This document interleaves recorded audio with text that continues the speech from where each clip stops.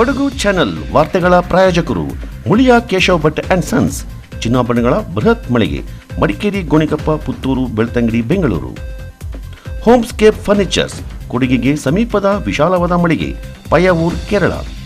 Sharada jewellers, ಕೊಡಗಿನ ಸಾಂಪ್ರದಾಯಿಕ ಆಭರಣಗಳ ಬೃಹತ್ ಮಳಿಗೆ, Aras road, Mysuru. A to Z super market, Vishwamanava double road, Kuvempu Nagara, Mysuru. SLV Promax, corn mix and corn products, Kushalnagar. Prashanth furnitures, ನಿಮ್ಮ ಅಂದದ ಮನೆಗೆ ಚಂದದ ಪೀಠೋಪಕರಣಗಳ ಮಳಿಗೆ, industrial area, Madikeri. Fabins family restaurant, ಬೆಕಾಚಿ resto cafe, always cell tower, Kohinoor ರಸ್ತೆ, ಮಡಿಕೇರಿ. ಸುಂದರ ಪರಿಸರದ ಮಡಿಕೇರಿ ನಗರ ವ್ಯಾಪ್ತಿಯಲ್ಲಿ ಪ್ರವಾಸೋದ್ಯಮ ಚಟುವಟಿಕೆಗಳೊಂದಿಗೆ ದಿನದಿನವೂ ಹೆಚ್ಚುತ್ತಿರುವ ವಾಹನ ದಟ್ಟಣೆ, ರಸ್ತೆಗಳ ಅವ್ಯವಸ್ಥೆ, ಸ್ವಚ್ಛತೆಯ ಪರಿಜ್ಞಾನವಿಲ್ಲದೆ ಉಂಟಾಗ್ತಾ ಇರುವ ಅಶುಚಿತ್ವ, ಅನಧಿಕೃತ ಹೋಮ್ ಸ್ಟೇಗಳಿಂದ ಉದ್ಭವಿಸ್ತಾ ಇರುವ ಸಮಸ್ಯೆಗಳ ಬಗ್ಗೆ ಕೊಡಗು ಪತ್ರಕರ್ತರ ಸಂಘದಿಂದ ಆಯೋಜಿತ ವಿಷನ್ ಮಡಿಕೇರಿ, ನಮ್ಮ ಮಡಿಕೇರಿ, ನಮ್ಮ ಹೆಮ್ಮೆ ಸಂವಾದ ಕಾರ್ಯಕ್ರಮದಲ್ಲಿ ವಿಸ್ತೃತವಾಗಿ ಚರ್ಚೆ ಮಾಡಲಾಯಿತು. ನಗರದ ರೆಡ್ ಬ್ರಿಕ್ಸ್ ಸಭಾಂಗಣದಲ್ಲಿ ಏರ್ಪಡಿಸಿದ್ದ ಕಾರ್ಯಕ್ರಮದಲ್ಲಿ ಕೊಡಗು ಪತ್ರಕರ್ತರ ಸಂಘದ ಅಧ್ಯಕ್ಷ ಅನಿಲ್ HT ಮಾತನಾಡಿ, 1691ರಲ್ಲಿ ಮುದ್ದುರಾಜನಿಂದ ನಿರ್ಮಾಣಗೊಂಡ ಮಡಿಕೇರಿ 344 ವರ್ಷಗಳ ಭವ್ಯ ಇತಿಹಾಸವನ್ನು ಹೊಂದಿದೆ. ಈ ಪುಟ್ಟ ನಗರಿ ಬದಲಾವಣೆಗಳಿಗೆ ಮೈಯೊಡ್ಡುತ್ತಲೇ ಬಂದಿದ್ದು, ಭವಿಷ್ಯದಲ್ಲಿ ಮಡಿಕೇರಿಯಿಂದ ಸುಂದರ ನಗರವನ್ನಾಗಿ ರೂಪಿಸುವ ಮತ್ತು ಸಂರಕ್ಷಿಸುವ ಬಗ್ಗೆ ಯಾವುದೇ ಅಭಿಪ್ರಾಯ ಭೇದಗಳಿದ್ದರೂ ಬದಿಗೊತ್ತಿ ಜಾತಿ ಮತಗಳ ಭೇದವಿಲ್ಲದೆ ನಗರದ ನಾಗರಿಕರೆಲ್ಲರೂ ಕೈಜೋಡಿಸಬೇಕೆನ್ನುವ ಆಶಯವನ್ನು ವ್ಯಕ್ತಪಡಿಸಿದರು.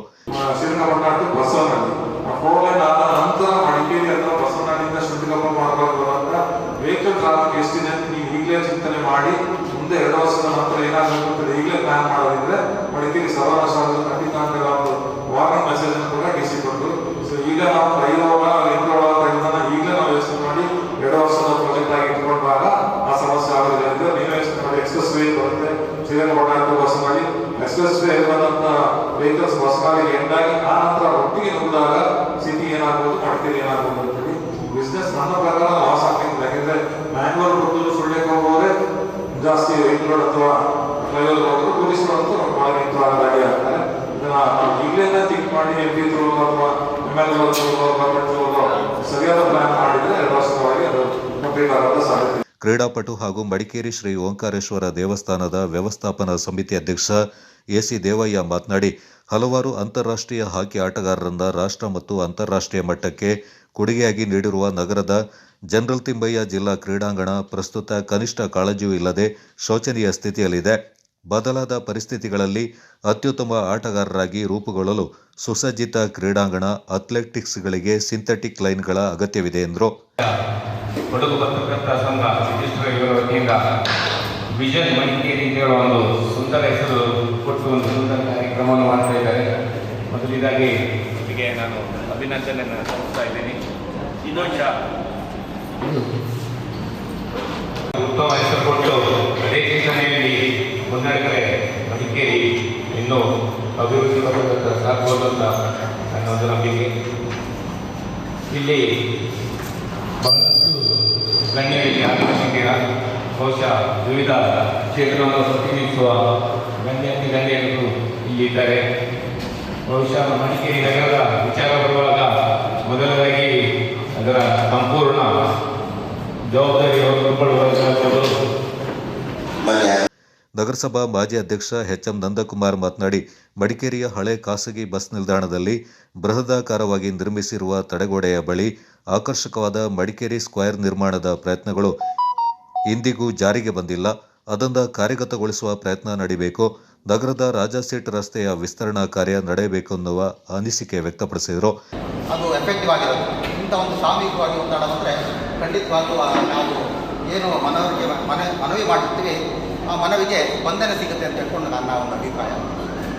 ನಾವು ಚಿತ್ವಿಲಾಸು ಮತ್ತು ಒಂದಿಬ್ಬರು ಸ್ನೇಹಿತರು ಸೇರಿಕೊಂಡು ಮಡಿಕೇರಿ ಹಳೆ ಬಸ್ ಸ್ಟ್ಯಾಂಡ್ ಇದರಲ್ಲಿ ಒಂದು ಈಗ ಡ್ಯಾಮ್ ಕಟ್ಟಿದ್ದಾರೆ.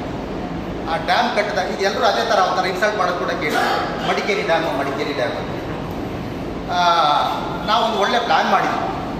ಅದು ಆ ಒಂದು ಸರ್ಕಲ್ನ ಸುಂದರವಾಗಿ ಮಾಡಬೇಕು. ಮಾಡಿದರೆ ಒಂದು ನಾವು ಮಡಿಕೇರಿಗೆ ಬರೋದು ಕೂಡ ಟೂರಿಸ್ಟ್ ಬರೋದು ಕೂಡ ಭಾಳ ಆಲೋಚನೆ ಮಾಡ್ತಾರೆ ಏನು ಅಂತ ಹೇಳ್ಕೊಂಡು ಬಂದ ನಂತರ ಬಂದು ವಾಪಸ್ ಹೋಗ್ಬೇಕು ಮಡಿಕೇರಿ ಸ್ಕ್ವೇರ್ ಮಾಡಬೇಕಂತ ಪ್ಲ್ಯಾನ್ ಮಾಡಿದ್ವಿ. ಒಂದು ಒಳ್ಳೆ ಪ್ರಾಜೆಕ್ಟ್ ಕೂಡ ಮಾಡಿದ್ವಿ, ಒಂದು DPR ಕೂಡ ಪ್ಲ್ಯಾನ್ ಮಾಡಿದ್ದೀವಿ. ಅದು ಜಾರಿಗೆ ನಾವು ಅದು ಭಾಳಷ್ಟು ಪ್ರಯತ್ನ ಮಾಡಿದ್ವಿ. ನಾವು ಜಾರಿಗೆ ಬರಬೇಕಂತ ಹೇಳಿದ್ರೆ ನಮ್ಮ ಅಧಿಕಾರವನ್ನು ಕೂಡ ಮುಗಿದೋಯ್ತು. ಅಡ್ಮಿನಿಸ್ಟ್ರೇಟಿವ್ ಪೀರಿಯಡ್ ಬಂತು. ಆಮೇಲೆ ಬಹುಶಃ ನಾನು ದೂರದಲ್ಲ, ಶಾಸಕರು ಸೇರಿಕೊಂಡು ಅದನ್ನು ಈ ಥರ ಮಾಡಿದ್ದಾರೆ. ನನ್ನ ಒಂದು ಮನವಿ, ಬಹುಶಃ ಅದನ್ನೇ ಒಳ್ಳೆ ಆರ್ಕಿಟೆಕ್ಟನ್ನು ಅವ್ರಿಗೆ ಅವ್ರನ್ನ ಅಪಾಯಿಂಟ್ ಮಾಡಿಕೊಂಡು ಅದನ್ನೇ ಏನಾದರೂ ಒಂದು ಮಾಡಿಫೈ ಮಾಡಿಕೊಂಡು ಸುಂದರವಾಗಿ ಮಾಡಲಿಕ್ಕೆ ಒಂದು ಪ್ರಯತ್ನ ಮಾಡ್ಬೋದಾ ಅಂತ ಹೇಳ್ಕೊಂಡು ನನ್ನ ಒಂದು ಮನವಿ. ಜಿಲ್ಲಾ ಸ್ಕೌಟ್ಸ್ ಮತ್ತು ಗೈಡ್ಸ್ ಜಿಲ್ಲಾ ಆಯುಕ್ತ KT ಬೇಬಿ ಮ್ಯಾಥ್ಯೂ ಮಾತನಾಡಿ, ಮಡಿಕೇರಿ ನಗರ ಕನಿಷ್ಠ ಮೂಲಭೂತ ಸೌಲಭ್ಯಗಳಿಂದ ಬಳಲ್ತಾ ಇದೆ. ನಗರದಲ್ಲಿ ಸಂಚರಿಸಲು ಯೋಗ್ಯ ಫುಟ್ಪಾತ್ಗಳಿಲ್ಲ. ಇರುವ ಫುಟ್ಪಾತ್ಗಳು ಒತ್ತುವರಿಯಾಗಿದೆ. ಶಾಲಾ ಮಕ್ಕಳು ತೆರಳುವ ಜೂನಿಯರ್ ಕಾಲೇಜು ರಸ್ತೆ ಅತ್ಯಂತ ಕಿರಿದಾಗಿದೆ ಎಂದರು. ಮುಖ್ಯವಾಗಿ ನಮ್ಮ ಜಿಲ್ಲೆ ಪ್ರವಾಸೋದ್ಯಮದಲ್ಲಿ ಅತ್ಯುತ್ತಮವಾದಂತಹ ಸಾಧನೆಯನ್ನು ಮಾಡ್ತಾ ಇದ್ದು, ಈ ಕೊಡಗಿನಲ್ಲಿ ಬರುವಂತಹ ಪ್ರವಾಸಿಗರು ಬಂದಾಗ ನಮ್ಮ ಮೂಲಭೂತ ಸೌಕರ್ಯಗಳ ಕೊರತೆಯನ್ನು ನಾವಿಲ್ಲಿ ಕಾಣ್ತಾ ಇದ್ದೇವೆ. ತುಂಬ ಮೂಲಭೂತ ಸೌಕರ್ಯಗಳು ಇರುವುದಿಲ್ಲ. ಶೌಚಾಲಯಗಳಿರ್ಬೋದು ಅಥವಾ ಫುಟ್ಪಾತ್ಗಳು. ಈಗ ರಸ್ತೆಗಿಂತ ಫುಟ್ಪಾತ್ ನಮಗೆ ಭಾಳ ಮುಖ್ಯವಾಗಿದೆ. ಫುಟ್ಪಾತ್ಗಳೇ ಸರಿಯಾಗಿಲ್ಲ. ಫುಟ್ಪಾತ್ಗಳು ಇರೋದನ್ನು ಕೆಲವರು ಆಕ್ಯುಪೈ ಮಾಡ್ಕೊಂಡಿದ್ದಾರೆ. ಆದ್ದರಿಂದ ಮುಖ್ಯವಾಗಿ ನಮಗೆ ಬೇಕಾಗಿದ್ದು ಫುಟ್ಪಾತ್ಗಳು ವಿಸ್ತಾರವಾಗಿರಬೇಕು, ಸುಸಜ್ಜಿತವಾಗಿರಬೇಕು. ಅದನ್ನು ಮಾಡಲೇಬೇಕಾಗಿದ್ದು ಈ ಟೌನಿನ ಒಂದು ಕರ್ತವ್ಯ ಆಗಿದೆ ಅಂತ ನಾನು ಹೇಳ್ತಾ ಇದ್ದೇನೆ. ಈ ಇನ್ನೊಂದು ನಮ್ಮ ಚುಮಿದೇವನವರು ಹೇಳಿದಂಗೆ ಆ ಗ್ರೌಂಡಿಗೆ ಹೋಗುವಂಥ ಆ ರಸ್ತೆ ಎಷ್ಟೊಂದು ಇಕ್ಕಟ್ಟಾಗಿದೆ. ಈ ದೊಡ್ಡ ದೊಡ್ಡ ಕಾರ್ಯಕ್ರಮಗಳು ಚಟುವಟಿಕೆಗಳು ನಡೆಯುವಂಥ ಆ ಒಂದು ಮೇನ್ ರಸ್ತೆಯಲ್ಲಿ ವಾಹನಗಳನ್ನು ನಿಲ್ಲಿಸೋದ್ರಿಂದ ಅಡೆತಡೆಗಳು, ಸರಿಯಾದ ಫುಟ್ಪಾತ್ ಇಲ್ಲ. ಅಲ್ಲಿ ಎಷ್ಟೋ ಸಾವಿರಗಟ್ಟಲೆ ಮಕ್ಕಳು ಓಡಾಡ್ತಾರೆ ಹಾಗೂ ಸಮಾಜಗಳು ಇದೆ. ಆ ರಸ್ತೆಯನ್ನು ಅಗಲೀಕರಣ ಮಾಡಬೇಕು. ನಗರ ಠಾಣಾ SI ಶ್ರೀಧರ್ ಮಾತನಾಡಿ, ನಗರ ವ್ಯಾಪ್ತಿಯಲ್ಲಿ ಮಧ್ಯವರ್ತಿಗಳ ಹಾವಳಿಗೆ ಮುಂದಿನ 15 ದಿನಗಳಲ್ಲಿ ಅಗತ್ಯ ಕ್ರಮಗಳನ್ನು ಕೈಗೊಳ್ಳುವ ಮೂಲಕ ಕಡಿವಾಣ ಹಾಕುವುದಾಗಿ ಹೇಳಿದರು. ನಾನು ಮೊನ್ನೆ 2-3 ಜನ ಇದ್ವಿ, ಗ್ಯಾಂಗ್ಟಾಕ್ ಹೋಗಿ ಅಲ್ಲಿಗೆ ನೋಡುವಾಗ ಚಿಕ್ಕದಾಗಿ ಏನಂತಂದರೆ ಕಸನೇ ನಿಮಗೆ ಆಶ್ಚರ್ಯ ಆಗೋದು. ನಿನ್ನೆ ದಿನ ಪೇಪರ್ ನೋಡಿದೆ, ಇಡೀ ಇಂಡಿಯಾದಲ್ಲಿ 2ನೇ ಪ್ಲೇಸ್ ತಗೊಂಡಿದೆ ಸುಂದರ ಗ್ಯಾಂಗ್ಟಾಕ್. ಆಶ್ಚರ್ಯ ಅಂತಂದರೆ ಇಷ್ಟೇ ಚಿಕ್ಕದು, ಅದರಲ್ಲಿ ಫುಟ್ಪಾತ್ ಮಾಡಿದ್ದಾರೆ. 2 ವೆಹಿಕಲ್ ಅದೇ ಸ್ಪೀಡಲ್ಲಿ ಹೋಗ್ತದೆ, ಫುಟ್ಪಾತ್ ಇದೆ. ಒಂದೇ ಒಂದು ಮನೆ ಓಡಿದ ಕಸ ಇರಲಿ ಯಾವುದೇ ನಾವು ಮಾತಾಡಿರೋದೆ ಎಲ್ಲಿಯಾದರೂ ಅಗ್ದಿದ್ದು ಕಂಡಿದ್ದಿದ್ರೆ ನೋಡಿ ಇಲ್ಲಿ ಹೇಗೆ ಮಾಡಿದ್ದಾರೆ. ಅಗ್ದಿದ್ದು ಎಲ್ಲಿ ಇಲ್ಲ, ಪೈಭಾಗಕ್ಕೆ ಸಹ ಅಗ್ದಿಲ್ಲ ಅಂತ ಹೇಳ್ತಾರಲ್ಲ, ಆ ರೀತಿ ಇಟ್ಟಿದ್ದಾರೆ. ಚೀಫ್ ಮಿನಿಸ್ಟರ್ ಮನೆ ಸಹ ಅಲ್ಲೇ ಇದೆ. ನಮ್ಮ ಮಡಿಕೇರಿ ಯಾಕೆ ಹೇಳ್ತಿದ್ದಾರೆ, ನಾವು ಹುಟ್ಟಿ ಬೆಳೆದಿದ್ದೇವೆ, ಇದು ಚಂದ ಆಗಬೇಕು ಅಂತ ನಮ್ಮದು ಭಾಳ. ಕ್ರೀಡಾಂಗಣಕ್ಕೆ ಸಂಬಂಧಪಟ್ಟಾಗೆ ನಮ್ಮ ಶಾಸಕರು, ವಿಶೇಷ ಶಾಸಕರು ತಗೊಂಡು ಅದು ಸಿಂಥೆಟಿಕ್ ಟರ್ಫ್ ಮಾಡಲಿಕ್ಕೆ ಆಗಲೇ ಆಕ್ಷನ್ ರೆಡಿ ಆಗಿದೆ. ಬಹುಶಃ ನನಗೆ ಅನಿಸುತ್ತೆ ನಾವು 1-1.5 ವರ್ಷ 2 ವರ್ಷದೊಳಗೆ ಮ್ಯಾಕ್ಸಿಮಮ್ ಟೈಮ್ ತಗೊಳ್ತದೆ. ಐ ಥಿಂಕ್ 1-1.5 ವರ್ಷ ಆದಂಥ ಖಂಡಿತ ಆಗುತ್ತೆ. ಮತ್ತು ನೀವು ತಾವು ಹೇಳಿದಾಗ ಏನು ಅದಕ್ಕಿಂತ ಇದಾಗಿದೆ, ಅದ್ರ ಬಗ್ಗೆ ನಾವು ಗಮನ ಹರಿಸಲಿಕ್ಕೆ ಮನೆ ಅಧ್ಯಕ್ಷರು, ಉಪಾಧ್ಯಕ್ಷರು ನಡೆಸಿದ್ದೇವೆ. ನಾವೆಲ್ಲರೂ ಸೇರಿ ಅದನ್ನು ಬಗೆಹರಿಸಿದ ಕೆಲಸಗಳನ್ನು ಮಾಡಲಿಕ್ಕೆ ಪ್ರಯತ್ನ ಪಡ್ತೀವಿ. ಎರಡನೇದಾಗಿ ಕೆಳಗಡೆ ಬಾಸ್ಕೆಟ್ಬಾಲ್ ಗ್ರೌಂಡ್ ಒಂದು ಸ್ಯಾಂಕ್ಷನ್ ಆಗಿದೆ. ಸೊ ಅದೀಗ ಆಲ್ರೆಡಿ ಟೆಂಡರ್ ಆಗಿದೆ. ಐ ಥಿಂಕ್ ಅದು ಸುಮಾರು 2 ಕೊಟ್ಟು ಈ ಚಿತ್ರ ಬಾಸ್ಕೆಟ್ ಗ್ರೌಂಡ್ ಕೂಡ ಸ್ವಚ್ಛತೆಗೆ ಒಂದು ಹೊಸ ರೀತಿಯ ಆದಂಥ ಕಾರ್ಯಗಳಾಗ್ತದೆ. ಅಲ್ಲಿ ಕಾಣ್ತಾ ಇಲ್ಲ, ಟ್ರಾಫಿಕ್ಕಿಂದ ಮಾತ್ರ ಕಾಣ್ತಾ ಇದ್ದಾರೆ. ಯಾಕೆಂತ ಹೇಳಿದ್ರೆ ಮೈಕ ಬೇಡ ಅಂತ ತಿಳ್ಕೊಳ್ತಿಲ್ಲ.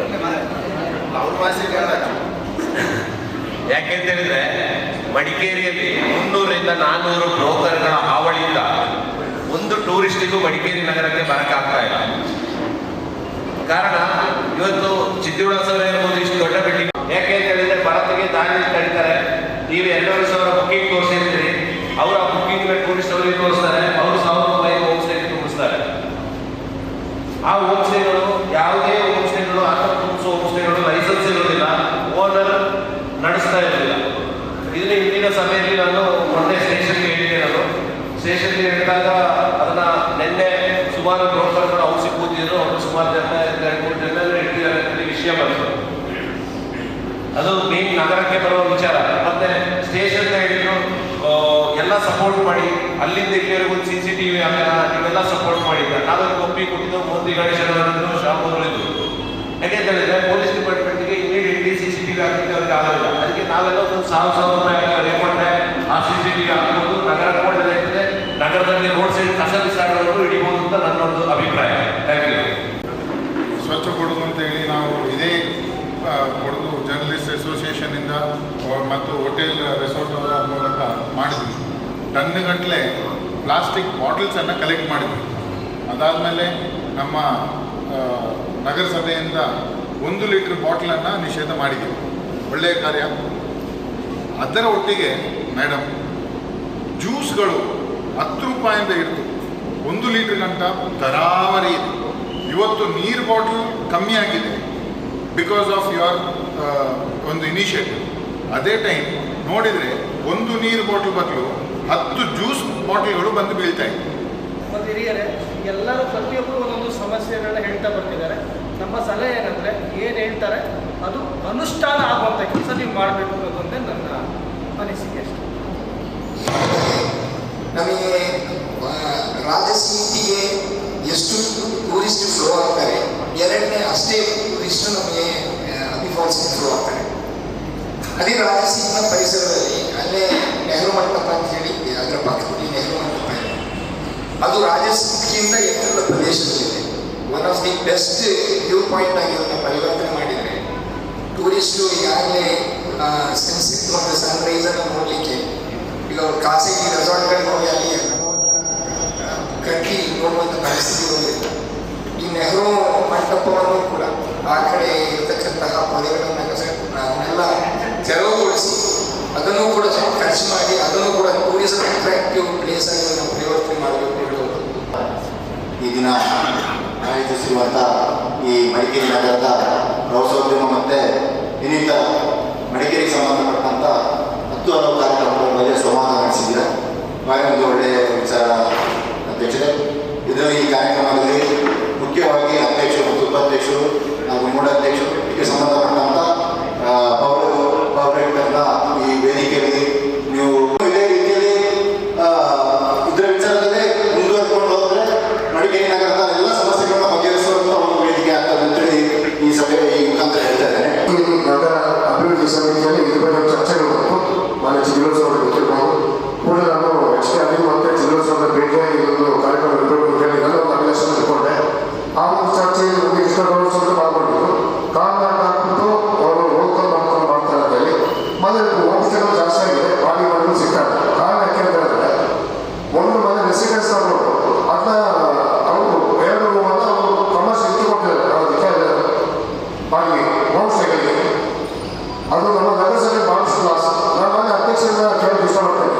ಮನೆ ಅಧ್ಯಕ್ಷರು ತಾವು ಕೂತ ಮೇಲೆ ತಾವು ಎಲ್ಲೆಲ್ಲಿ ಹೋಮ್ಸ್ಟೇ ಇದೆ ಅಥವಾ ಯಾವ ಅಂಗಡಿಗಳಿಗೆ ತಾವು ಲೈಸೆನ್ಸ್ ಇದೆ ಇರುವಂತ ಚೆಕ್ ಮಾಡಿದ್ದೀರಾ? ಈ ಮಳೆ ಪ್ಲಾಸ್ಟಿಕ್ ಬಾಟಲ್ಗಳು ಮಳೆಗಳೆಲ್ಲ ಎಲ್ಲ ಕಡೆ ಬಿಸಾಕ್ತಿದ್ದಾರೆ. ಆದರೆ ಮಳೆ ಬಂದಾಗ ಅದರ ಪ್ರಮಾಣ ಎಷ್ಟು ಅಂತ ಗೊತ್ತಾಗ್ತದೆ. ಯಾಕೆಂದರೆ ಚರಂಡಿಯಲ್ಲೆಲ್ಲ ಬರ್ತದೆ. ಒಂದು ಜನ ಬಿಸಾಕದೆ ಮಾಡುವುದು, ಎರಡನೇದು ಬಿದ್ದದನ್ನು ಒಂದು ಒಳ್ಳೆ ರೀತಿಯಲ್ಲಿ ಕಲೆಕ್ಟ್ ಮಾಡುವಂಥ 1-2 ಆಪ್ಷನ್ಸ್ ನಾವು ನೋಡಬೇಕಾಗುತ್ತೆ. ಅದಕ್ಕೆ ಸಂಬಂಧಪಟ್ಟಾಗ ಮಾತಾಡ್ತೀನಿ. ಕಸದ ನನಗೆ ಕೊನೆಗೂ ಇಲ್ಲ ಮಧ್ಯದಲ್ಲಿ ಮಾತಾಡ್ತೀನಿ. ನನಗೆ ಟೈಮ್ ಬೇಕು, ನಾನು ಅದು ಮಾತಾಡ್ತೇನೆ. ಯಾಕಂದ್ರೆ ಆ ರಿಲೇಟೆಡ್ ನಾನು ಒಂದಿಷ್ಟು ಕೆಲಸ ಮಾಡಿದಾಗ ನಾನು ಅದ್ರ ಬಗ್ಗೆ ಮಾತಾಡ್ತೇನೆ. ಈಗ ಟೂರಿಸಮ್ ಅಂದಾಗ ಕೊಡಗಿನಲ್ಲಿ ನಮ್ಮ ಮಡಿಕೇರಿ ಟೂರಿಸಮ್ ಅಂದರೆ ಎಷ್ಟು ಏನು ಅಂತ ಟೂರಿಸಮ್ ಅಂತ ಹೇಳ್ಕೊಳ್ತಾ ಇದ್ವಿ ನಾವು.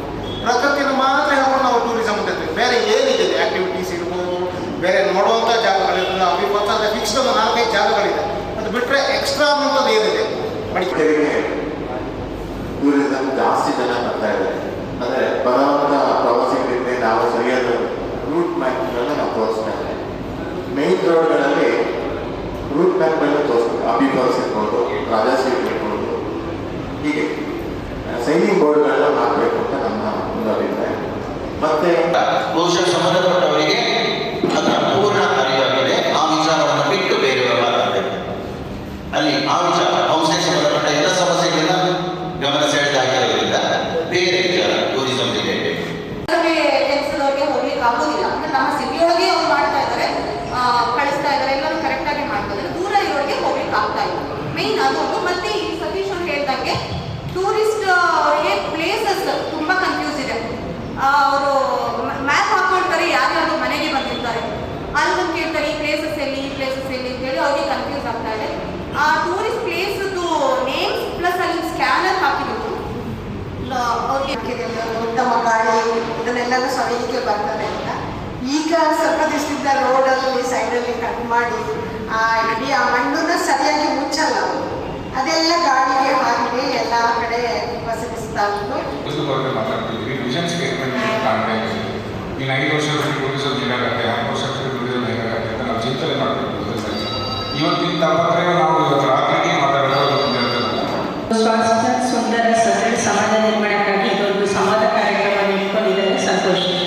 ಆದರೆ ಇವತ್ತು ಏನು ಇವಾಗ ಟೂರಿಸಂ ಬಗ್ಗೆ ಮಾತಾಡ್ತಾ ಬಂದಾಗ ಮಡಿಕೇರಿನಲ್ಲಿ ಒಂದು ಇವಾಗಿನ ಟೈಮಲ್ಲಿ ತುಂಬ ಟೂರಿಸಂ ಡೆವಲಪ್ ಆಗ್ತಾ ಇದೆ. ಅಭಿವೃದ್ಧಿ ಸಂಸ್ಥೆ ಇದು ಆವಾಗ ಆಗಲೇಬೇಕಾಗಿದೆ. ಆದರೆ ಕೆಲವು ವಿಷಯಗಳು ನಾನು ಎಷ್ಟೋ ಕಡೆ ಹೇಳಿದ್ದೀನಿ, ಏನೋ ಪ್ರಯೋಜನ ಆಗ್ತಾ ಇದೆ, ಹೇಳಿದ್ದೀನಿ ಹೇಳೋದಾಗ್ತಾ ಇದೆ ಎಲ್ಲ ಸರಿ.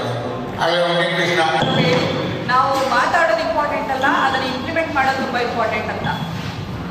ಆಲ್ರೆಡಿ ಈಗ ನಾವು 6 ತಿಂಗಳಿಂದ ನಗರಸಭೆಯಿಂದ ಶತಾಯಗತ ಮೊದಲನಾಗಿ ನಮ್ಮ ಕೊಡಗು ಪತ್ರಕರ್ತರ ಸಂಘ ಮಡಿಕೇರಿ ಇವರಿಗೆ ಇಂಥ ಒಂದು ಕಾರ್ಯಕ್ರಮವನ್ನು ಆಯೋಜಿಸಿದ ಅವರಿಗೆ ಮೊದಲನೇದಾಗಿ ನಾನು ಧನ್ಯವಾದಗಳನ್ನು ಅರ್ಪಿಸುತ್ತಾ, ಹಲೋ, ಇವತ್ತಿನ ಈ ಕಾರ್ಯಕ್ರಮವನ್ನು ಆಯೋಜನೆ ಮಾಡಿರೋದು ಅರ್ಥಪೂರ್ಣವಾಗಿದೆ. ಅವರಿಗೆ ಫಸ್ಟ್ ಧನ್ಯವಾದ ಹೇಳ್ಬಿಟ್ಟು ಅದರ ಬಗ್ಗೆ ತುಂಬ ಚರ್ಚೆ ಮಾಡ್ತಿತ್ತು. ನನಗೆ ನಮ್ಮ ಟ್ರಾಫಿಕ್ ಸೀಸರ್ ಒಪ್ಕೊಂಡು 15 ಟೈಮ್ ಕೊಡಿ ಕಂಪ್ಲೀಟ್ ನಿಯಂತ್ರಣ ಮಾಡ್ತಿದ್ದು ಒಪ್ಕೊಂಡಿದ್ದಾರೆ. ಖಂಡಿತ ಸಂದರ್ಭದಲ್ಲಿ ನಮಗೆ ಅಭಿನಂದನೆ ಸಲ್ಲಿಸ್ತಾ ಇದ್ದೀನಿ. ನಾವು ಚರ್ಚೆ ಮಾಡಿಕೊಂಡು ಬರ್ತಾ ಇದ್ದೀವಿ. ಒಂದು ಜವಾಬ್ದಾರಿಯುತ ನಾಗರಿಕರಾಗಿ ನಾವು ಯಾವುದೇ ಒಂದು ಉದ್ಯಮಗಳನ್ನ ಮಾಡಬೇಕಾದ್ರೆ ಮಡಿಕೇರಿ ನಗರ ಒಂದು ಕಿಸ್ಕಿಂದೆ ನಗರ. ಇದನ್ನ ಅನ್ಪ್ಲಾನ್ ಟೌನ್ ಅಂತ ನಾವು ಹೇಳ್ತೀವಿ. ಇದು ಪ್ಲಾನ್ ಟೌನ್ ಅಲ್ಲ. ಇದು ಇರತಕ್ಕಂಥ ವ್ಯವಸ್ಥೆಯಲ್ಲಿ ನಗರ ಹೇಗೆ ಬೆಳ್ಕೊಂಡಿದೆಯೋ ಅದನ್ನು ಅನುಸರಿಸಿಕೊಂಡು ಇಲ್ಲಿ ಬರ್ತಕ್ಕಂಥ ಜನ ಅದನ್ನ ನಾವು ಅನುಭವಿಸ್ತಾ ಇದ್ದಾರೆ. ನಗರ ಕಿಸ್ಕಿಂದೆ. ಈ ದೃಷ್ಟಿಯಲ್ಲಿ ಇವತ್ತು ಕೊಡಗು ಪತ್ರಕರ್ತರ ಸಂಘ ಒಂದು ಒಳ್ಳೆಯ ಒಂದು ವೇದಿಕೆಯನ್ನು ಇಲ್ಲಿನ ಜನತೆಗೆ ಕಲ್ಪಿಸಿಕೊಟ್ಟಿದೆ. ಇವಾಗ ನಮ್ದು ಎಲ್ಲಿ ಹೋಟೆಲ್ ಬೋರ್ಡ್ ಉಂಟು, ಎಲ್ಲಿ ಹೋಮ್ಸ್ಟೇಗಳು ಬೋರ್ಡ್ ಉಂಟು, ಅದೇ ಬೋರ್ಡಲ್ಲಿ ಕೀಪ್ ಕ್ಲೀನ್, ನೀವು ಇಲ್ಲಿ ಪ್ಲಾಸ್ಟಿಕ್ ಫ್ರೀ ಝೋನ್, ಇಲ್ಲಿ ಕಸ ಬಿಸಾಕಬೇಡಿ ಅಂತ ಅದೇ ಬೋರ್ಡಲ್ಲಿ ನಾವು ಹಾಕಲಿಕ್ಕೆ ಮ್ಯಾಂಡೇಟರಿ ಮಾಡಿದ್ದೇವೆ.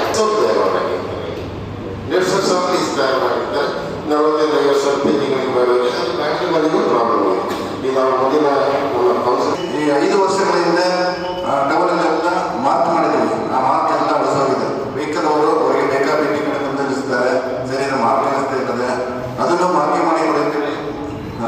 ಮನೆ ಕಮಿಷನ್ ಸೆಕ್ರೆಟರಿಗೆ ಮನೆ ಪತ್ರ ಕೊಟ್ಟಿದ್ವಿ.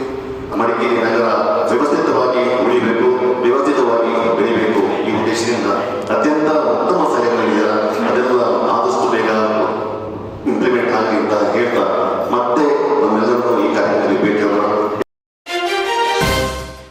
ವಿರಾಜಪೇಟೆ ಬಳಿಯ ಕಾವಡಿ ಗ್ರಾಮದ ಮಾಚಿಮಂಡ ರತನ್ ಮತ್ತು ಅವರ ಮನೆಯ 4 ಮಂದಿ ಆಸ್ತಿ ವಿಚಾರದಲ್ಲಿ ಮತ್ತು ಐನ್ಮನೆ ಕುಟುಂಬದವರಿಗೆ ಅನೇಕ ವರ್ಷಗಳಿಂದ ವೈಯಕ್ತಿಕ ಸಭೆ ಸಮಾರಂಭಗಳಲ್ಲಿ ವಿನಾಕಾರಣ ಕಿರುಕುಳ ನೀಡುತ್ತಾ ಇರುವುದರಿಂದ ಪೊಲೀಸ್ ಇಲಾಖೆ ಅವರ ಬಗ್ಗೆ ಸೂಕ್ತ ಕ್ರಮ ಕೈಗೊಳ್ಳಬೇಕೆಂದು ಒತ್ತಾಯಿಸಿ ಬಾಚಿಮಂಡ ಸರೋಜ ಅಪ್ಪಚ್ಚು ಅವರ ನೇತೃತ್ವದಲ್ಲಿ ಕುಟುಂಬದ ಸದಸ್ಯರು ಜಿಲ್ಲಾ ಪೊಲೀಸ್ ವರಿಷ್ಠಾಧಿಕಾರಿಗೆ ತಲುಪಿಸುವಂತೆ ವಿರಾಜಪೇಟೆ ಡಿವೈಎಸ್ಪಿ ಮಹೇಶ್ ಕುಮಾರ್ ಅವರಿಗೆ ಮನವಿ ಸಲ್ಲಿಸಿದ್ದಾರೆ. ಎಲ್ಲ ವಿಷಯವು ಊರಿನವರಿಗೂ ಹಾಗೂ ಕೇರಿಯವರಿಗೂ ತಿಳಿದ ವಿಚಾರವಾಗಿದೆ.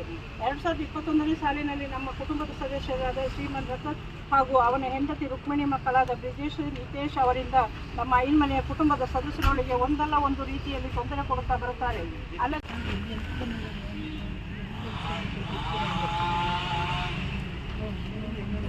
ಈ ಸಂದರ್ಭ ಸರೋಜ ಅಪ್ಪಚ್ಚು ಅವರು ಮಾತನಾಡಿ, ಅಪ್ಪಚ್ಚು ಅವರಿಗೆ ಸೇರಿದ ಗದ್ದೆಯಿಂದ ಕಾಫಿ ತೋಟ ಮಾಡಿ 30 ವರ್ಷಗಳಿಂದಲೂ ಸ್ವಾಧೀನದಲ್ಲಿದ್ದು ಅದರ ಫಸಲನ್ನು ಪಡಿತಾ ಇದ್ದು, ಈಗ 2 ವರ್ಷಗಳಿಂದ ಏಕಾಏಕಿ ರತನ್ ಕುಟುಂಬದವರು ಅಪ್ಪಚ್ಚು ಅವರ ತೋಟದ ಫಸಲನ್ನು ಕೊಯ್ದು ನಷ್ಟ ಮಾಡಿ ತೊಂದರೆ ಕೊಡ್ತಾ ಇದ್ದು, ಈ ಬಗ್ಗೆ ಸೂಕ್ತ ಕ್ರಮ ಕೈಗೊಳ್ಳಬೇಕು. 2021ನೇ ಸಾಲಿನಿಂದ ಆಸ್ತಿ ವಿಚಾರದಲ್ಲಿ ರತನ್ ಹಾಗೂ ಅವರ ಪತ್ನಿ ರುಕ್ಮಿಣಿ ಮಕ್ಕಳಾದ ಬ್ರಿಜೇಶ್ ಮತ್ತು ನಿತೇಶ್ ಅವರಿಂದ ದಾರಿ ಮತ್ತು ಆಸ್ತಿ ವಿಚಾರದಲ್ಲಿ ಪೊಲೀಸ್ ಠಾಣೆಯಲ್ಲಿ ಅವರ ಮೇಲೆ 22 ಪ್ರಕರಣಗಳಿದ್ದು ಈಗಲೂ ಎಲ್ಲರೊಂದಿಗೂ ಗಲಾಟೆಗೆ ಹಲ್ಲೆಗೆ ಮುಂದಾಗ್ತಾ ಇದ್ದಾರೆ. ಈ ಬಗ್ಗೆ ಸೂಕ್ತ ಕ್ರಮ ಕೈಗೊಳ್ಳುವಂತೆ ಮನವಿಯಲ್ಲಿ ಒತ್ತಾಯಿಸಿದ್ದಾರೆ.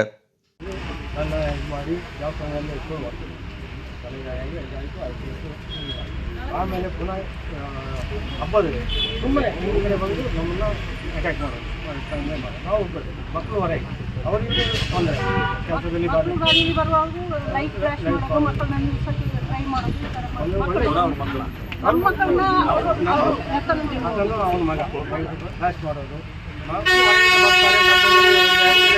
ಹಬ್ಬ ಇದು ಬಂದರೆ ಇರೋದೇ ನಮ್ಮ ಮಕ್ಕಳು. ಈಗ ನಮ್ಮ ಮಕ್ಕಳು ಯಾರು ಬಂದಿಲ್ಲ. ಒಬ್ಬ ಇದ್ರಲ್ಲಿ ನಿಮ್ಗೆ ಗೊತ್ತಿದೆ, ಒಬ್ಬೊಬ್ಬರು ಇದ್ರಲ್ಲಿ ಇರೋದು, ಯಾರು ಬರೋದಿಲ್ಲ ಹಬ್ಬಕ್ಕೆ. ಬಂದು ನಾವೇನು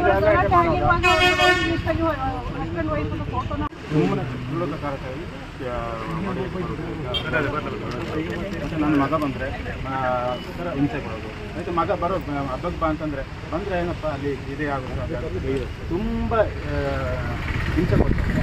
ಅದರಲ್ಲಿ ಕೇಸ್ ಕೊಟ್ಟಿದ್ವಿ.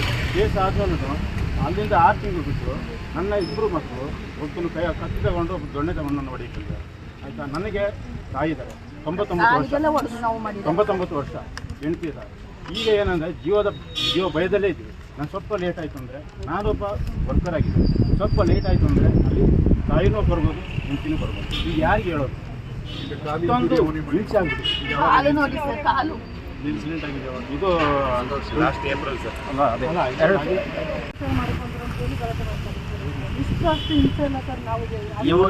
ಮನೆ ಅವ್ರ ತಂದೆ ಬ್ರದರ್ ಸರ್. ಇವ್ರಿಗೆ ಎಷ್ಟು ಈಕ್ವಲ್ ಪ್ರಾಪರ್ಟಿ ಇದೆ, ಅವ್ರಿಗೂ ಅಷ್ಟೇ ಈಕ್ವಲ್ ಪ್ರಾಪರ್ಟಿ ಇದೆ. ಆದರೆ ಇವರು ಇನ್ನೋಸೆಂಟ್ಸ್ ನೋಡಿ.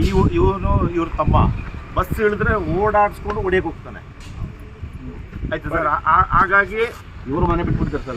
ತಂದೆ ತಾಯಿ ಹೋಗ್ಲಿ ಸರ್, 2 ಗಂಡು ಮಕ್ಕಳು ಅದಕ್ಕಿಂತ ನಟೋರಿಯಸ್ ಆಗ್ಬಿಟ್ಟಿದ್ದಾರೆ. ಹಳೆ ಮನೆ ಇದೆ ಸರ್, ಅದನ್ನೆಲ್ಲ ಬಿಸಿಯನ್ನು ಮಾಡಿದ್ಮೇಲೆ ಈಗ ನಮ್ಗೆ ಜಾಗ ಇದೆ, ನಮಗೆ ಹೋಗಕ್ಕೆ ಬಿಡ್ತಾ ಇಲ್ಲ. ಎಲ್ಲ ಅವರ ಆಕ್ಯುಪೈ ಮಾಡಿಕೊಂಡು ನಾನು ಅಲ್ಲೇ ಇದು ಮಾಡಿರ್ತೀನಿ. ಹೋಗಿ ತಗೊಂಡು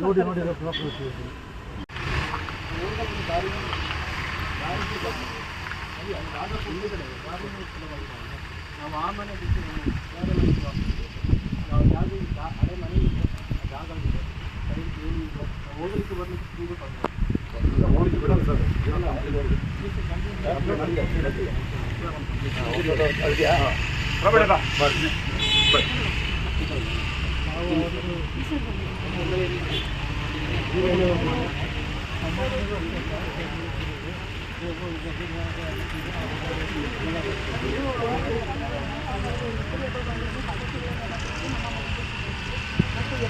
ನಿಮ್ಮ ಕವಾಡಿ ಗ್ರಾಮದವರೆಲ್ಲ ಬಂದು ನಿಮ್ಮ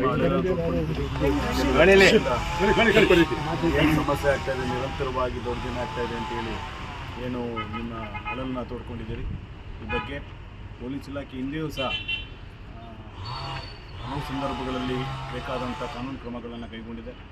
ಮತ್ತು ಇನ್ನೊಂದು ವಿಷಯ ಹೇಳಿದ್ರಿ, ಸುಳ್ಳು ಕೇಸುಗಳ ಬಗ್ಗೆ ಕಂಪ್ಲೇಂಟನ್ನು ಕೊಡಬೇಡಿ ಅಂತ ನಾವು ಹೇಳೋಕ್ಕಾಗಲ್ಲ. ಕೊಟ್ಟಾಗ ಅದ್ರ ಸಂಬಂಧಪಟ್ಟಾಗ ಹೇಗೆ ತನಿಖೆ ಮಾಡಬೇಕು ಅನ್ನೋದನ್ನು ಅಧಿಕಾರಿಗಳಿಗೆ ನಿರ್ದೇಶನ ಕೊಟ್ಟು ಫಾಲೋ ಮಾಡ್ತೀವಿ. ಮುಂದಿನ ದಿನಗಳಲ್ಲಿ ಈ ವ್ಯಕ್ತಿಗಳಿಂದ ಇನ್ನೊಂದು ಹೆಚ್ಚಿನ ತೊಂದರೆ ಆಗದಿರೋದಂಗೆ ಕಟ್ಟುನಿಟ್ಟಿನ ಕ್ರಮವನ್ನು ನಾವು ಪೊಲೀಸ್ ಇಲಾಖೆಯಿಂದ ಕೈಗೊಂಡಿದ್ದೇವೆ. ಮಡಿಕೇರಿಯಲ್ಲಿ ಬೆಚ್ಚಿ ಬೀಳಿಸುವಂತಹ ಘಟನೆ ನಡೆದಿದ್ದು, ಹನಿ ಟ್ರ್ಯಾಪಿಗೆ ಬಲಿಯಾದ ಯುವಕನೊಬ್ಬ ಬೆತ್ತಲಾಗಿ ಓಡಿ ಬಂದಿರುವ ಘಟನೆ ವರದಿಯಾಗಿದೆ. ಹೋಮ್ಸ್ಟೇನಿಂದ ಯುವಕ ಬೆತ್ತಲಾಗಿ ಓಡಿ ಬಂದಿದ್ದು, ಆತನನ್ನು ಹಿಡಿದು ವಿಚಾರಣೆ ನಡೆಸಲಾಗಿದೆ. ಫೇಸ್ಬುಕ್ನಲ್ಲಿ ಮಹೇಶ್ಗೆ ಮಹಿಳೆ ಪರಿಚಯವಾಗಿದ್ದಾಳೆ. ಮಡಿಕೇರಿ ಮೂಲದ ಮಹಿಳೆಯ ಜೊತೆಗೆ ಮಹೇಶ್ ಸ್ನೇಹ ಬೆಳೆಸಿದ್ದಾನೆ. ಮಡಿಕೇರಿಗೆ ಬರುವಂತೆ ಯುವಕನಿಗೆ ಮಹಿಳೆ ಕರೆದಿದ್ದಾಳೆ. ಮಂಗಳದೇವಿ ನಗರದಲ್ಲಿ ಇರುವ ಹೋಮ್ಸ್ಟೇಗೆ ಮಹೇಶ್ ಬಂದಿದ್ದಾನೆ. ಹೋಮ್ಸ್ಟೇನಲ್ಲಿ ಮಹೇಶ್ಗೆ ಹನಿ ಟ್ರ್ಯಾಪ್ ಮಾಡಿದ್ದಾರೆ. ಅಲ್ಲದೆ ಹಲ್ಲೆ ನಡೆಸಿ ಹಣಕ್ಕೆ ಬೇಡಿಕೆ ಇಟ್ಟಿದ್ದು, ಹಣ ಕೂಡ ಕಿತ್ತುಕೊಂಡಿದ್ದಾರೆ. ಕೊನೆಗೆ ತಾನು ಅಲ್ಲಿಂದ ಓಡಿ ಬಂದಿದ್ದೇನೆ ಎಂದು ಮಹೇಶ್ ಹೇಳಿದ್ದು, ಕೊನೆಗೆ ಪೊಲೀಸರು ಮಹೇಶ್ನಿಂದ ವಶಕ್ಕೆ ಪಡ್ಕೊಂಡು ವಿಚಾರಣೆ ನಡೆಸ್ತಾ ಇದ್ದಾರೆ.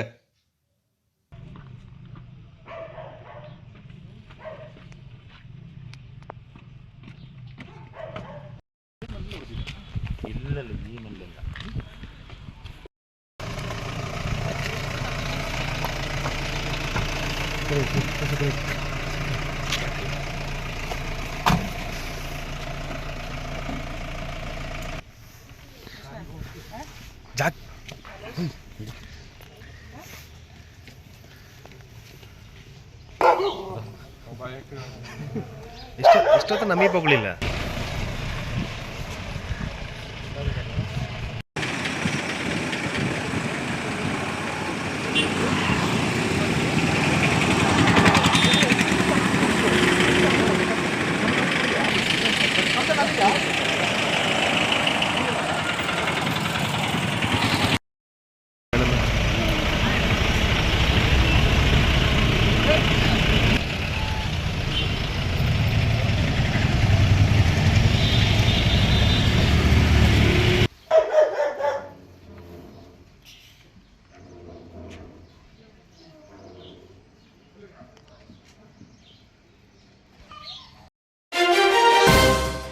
ಕೊಡಗು ಜಿಲ್ಲಾ ಶಾಲಾ ಶಿಕ್ಷಣ ಇಲಾಖೆ ವತಿಯಿಂದ ಸಮಗ್ರ ಶಿಕ್ಷಣ ಕರ್ನಾಟಕ ಯೋಜನೆಯಡಿ 2025-26ನೇ ಸಾಲಿನ ರಾಷ್ಟ್ರೀಯ ಆವಿಷ್ಕಾರ ಸಪ್ತಾಹ ಕಾರ್ಯಕ್ರಮದ ಅಂಗವಾಗಿ ತಾಲೂಕಿನ ಐಗೂರು ಸರಕಾರಿ ಪ್ರೌಢಶಾಲೆಯಲ್ಲಿ ವಿದ್ಯಾರ್ಥಿಗಳಿಗೆ ವಿಜ್ಞಾನ ವಸ್ತು ಪ್ರದರ್ಶನ ಕಾರ್ಯಕ್ರಮವನ್ನು ಏರ್ಪಡಿಸಲಾಗಿತ್ತು.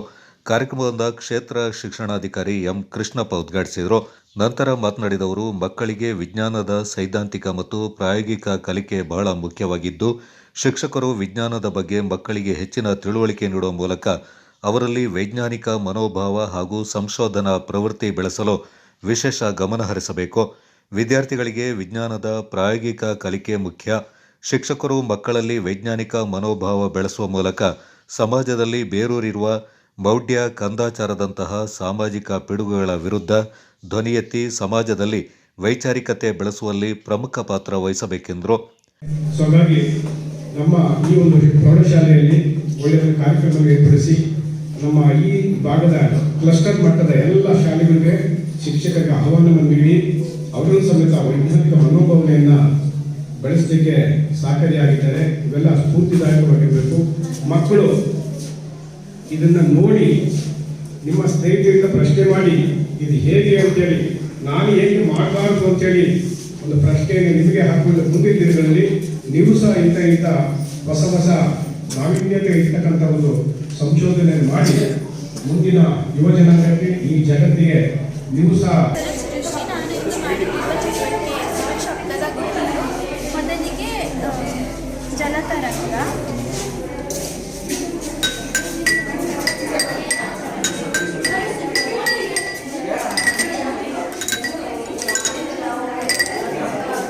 ಅದನ್ನು ನಾವು ಏರಿಕೆ ಕ್ರಮದಿಂದ ಇಳಿಕೆ ಕ್ರಮಕ್ಕೆ ಇದ್ದಾಗ ನಮಗೆ ಇಂಪಾದ ಶಬ್ದ ಕೇಳಿಸುತ್ತದೆ.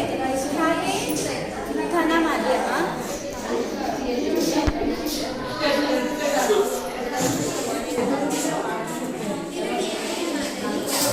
ಮಾಧ್ಯಮದಲ್ಲಿ ಶಬ್ದದ ಪ್ರಸಾರ ಹೆಚ್ಚಾಗಿರುತ್ತದೆ. ತೆಗೆದು ಈಗ ಶಬ್ದ ತರಂಗ,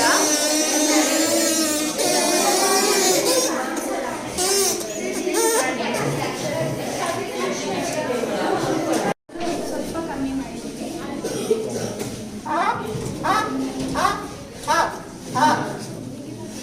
ಇದು ಇದಕ್ಕಿಂತ ಇನ್ನೂ ಚಿಕ್ಕದಾಗಿದೆ. ರಾಷ್ಟ್ರೀಯ ಆವಿಷ್ಕಾರದ ಮುಖ್ಯ ಉದ್ದೇಶದ ಕುರಿತು ಮಾತನಾಡಿದ ಕರ್ನಾಟಕ ರಾಜ್ಯ ವಿಜ್ಞಾನ ಪರಿಷತ್ನ ಜಿಲ್ಲಾ ಸಮಿತಿಯ ನಿಕಟಪೂರ್ವ ಅಧ್ಯಕ್ಷ ಟಿಜಿ ಪ್ರೇಮ್ಕುಮಾರ್, ವಿಜ್ಞಾನ ತಂತ್ರಜ್ಞಾನ ಬಳಸಿ ಕಲಿಕೋಪಕರಣ ಬಳಸಿದರೆ ಮಕ್ಕಳು ಹೆಚ್ಚು ಆಸಕ್ತಿ ವಹಿಸಿ ಓದುತ್ತಾರೆ. ಅವರಲ್ಲಿ ಸೃಜನಾತ್ಮಕ, ಚಿಂತನಶೀಲ, ವೈಜ್ಞಾನಿಕ ಮನೋಭಾವ ಬೆಳೆಸಲು ಇಂತಹ ವಸ್ತು ಪ್ರದರ್ಶನಗಳು ಸಹಕಾರಿ ಎಂದರು. ಜಿಲ್ಲಾ ಪತ್ರಕರ್ತರ ಸಂಘದ ಸ್ಥಾಪಕಾಧ್ಯಕ್ಷ ಎಸ್.ಎ. ಮುರಳೀಧರ್ ಮಾತನಾಡಿ, ವಿಜ್ಞಾನ ವಿಷಯ ನಮ್ಮ ದಿನನಿತ್ಯದ ಅನುಭವಗಳನ್ನು ಪರೀಕ್ಷಿಸಿ ವೀಕ್ಷಿಸುವ ಅವಕಾಶ ನೀಡುತ್ತೆ.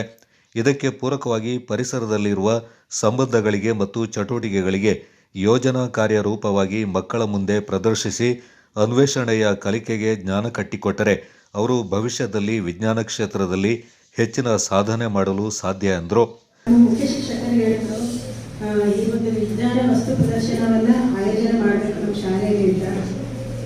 ಅವಾಗ ನನ್ನ ಮನಸ್ಸಿಗೆ ಅನ್ನಿಸ್ತು, ಇದೊಂದು ಒಳ್ಳೆಯ ಅವಕಾಶ ಅಂತ ನಾನು ಅದನ್ನು ಸ್ವೀಕರಿಸಿದೆ. ಹಾಗೆ ಅದೇ ಸಮಯಕ್ಕೆ ಭಾರತೀಯ ವಿಜ್ಞಾನ ಸಂಸ್ಥಾನ ಕುದಾಪುರ ಚಿತ್ರದುರ್ಗ ಇಲ್ಲಿ ನನಗೆ 10 ದಿನಗಳ ಒಂದು ತರಬೇತಿ ಆಯಿತು. ಆ ತರಬೇತಿ ಎಷ್ಟು ಚೆನ್ನಾಗಿತ್ತು ಅಂತಂದರೆ ನನ್ನ ವೃತ್ತಿ ಜೀವನದ ಅತ್ಯುತ್ತಮ ತರಬೇತಿ ಅಂತ ನಾನು ಅಂದ್ಕೊಂಡಿದ್ದೀನಿ. ಆ ತರಬೇತಿಯಲ್ಲಿ ನಮಗೆ ಅನೇಕ ರೀತಿಯ ಸಣ್ಣ ಸಣ್ಣ ಚಟುವಟಿಕೆಗಳು, ಹಾಗೆ ಪ್ರಯೋಗಗಳು ಮತ್ತು ಡೆಮೋಗಳನ್ನು ತೋರಿಸಿ ಒಂದು 10 ದಿನಗಳ ಕಾಲ ನಾವು ಸಕ್ರಿಯವಾಗಿ ಭಾಗವಹಿಸಿದ್ವಿ. ಅಲ್ಲಿ ನಮಗೆ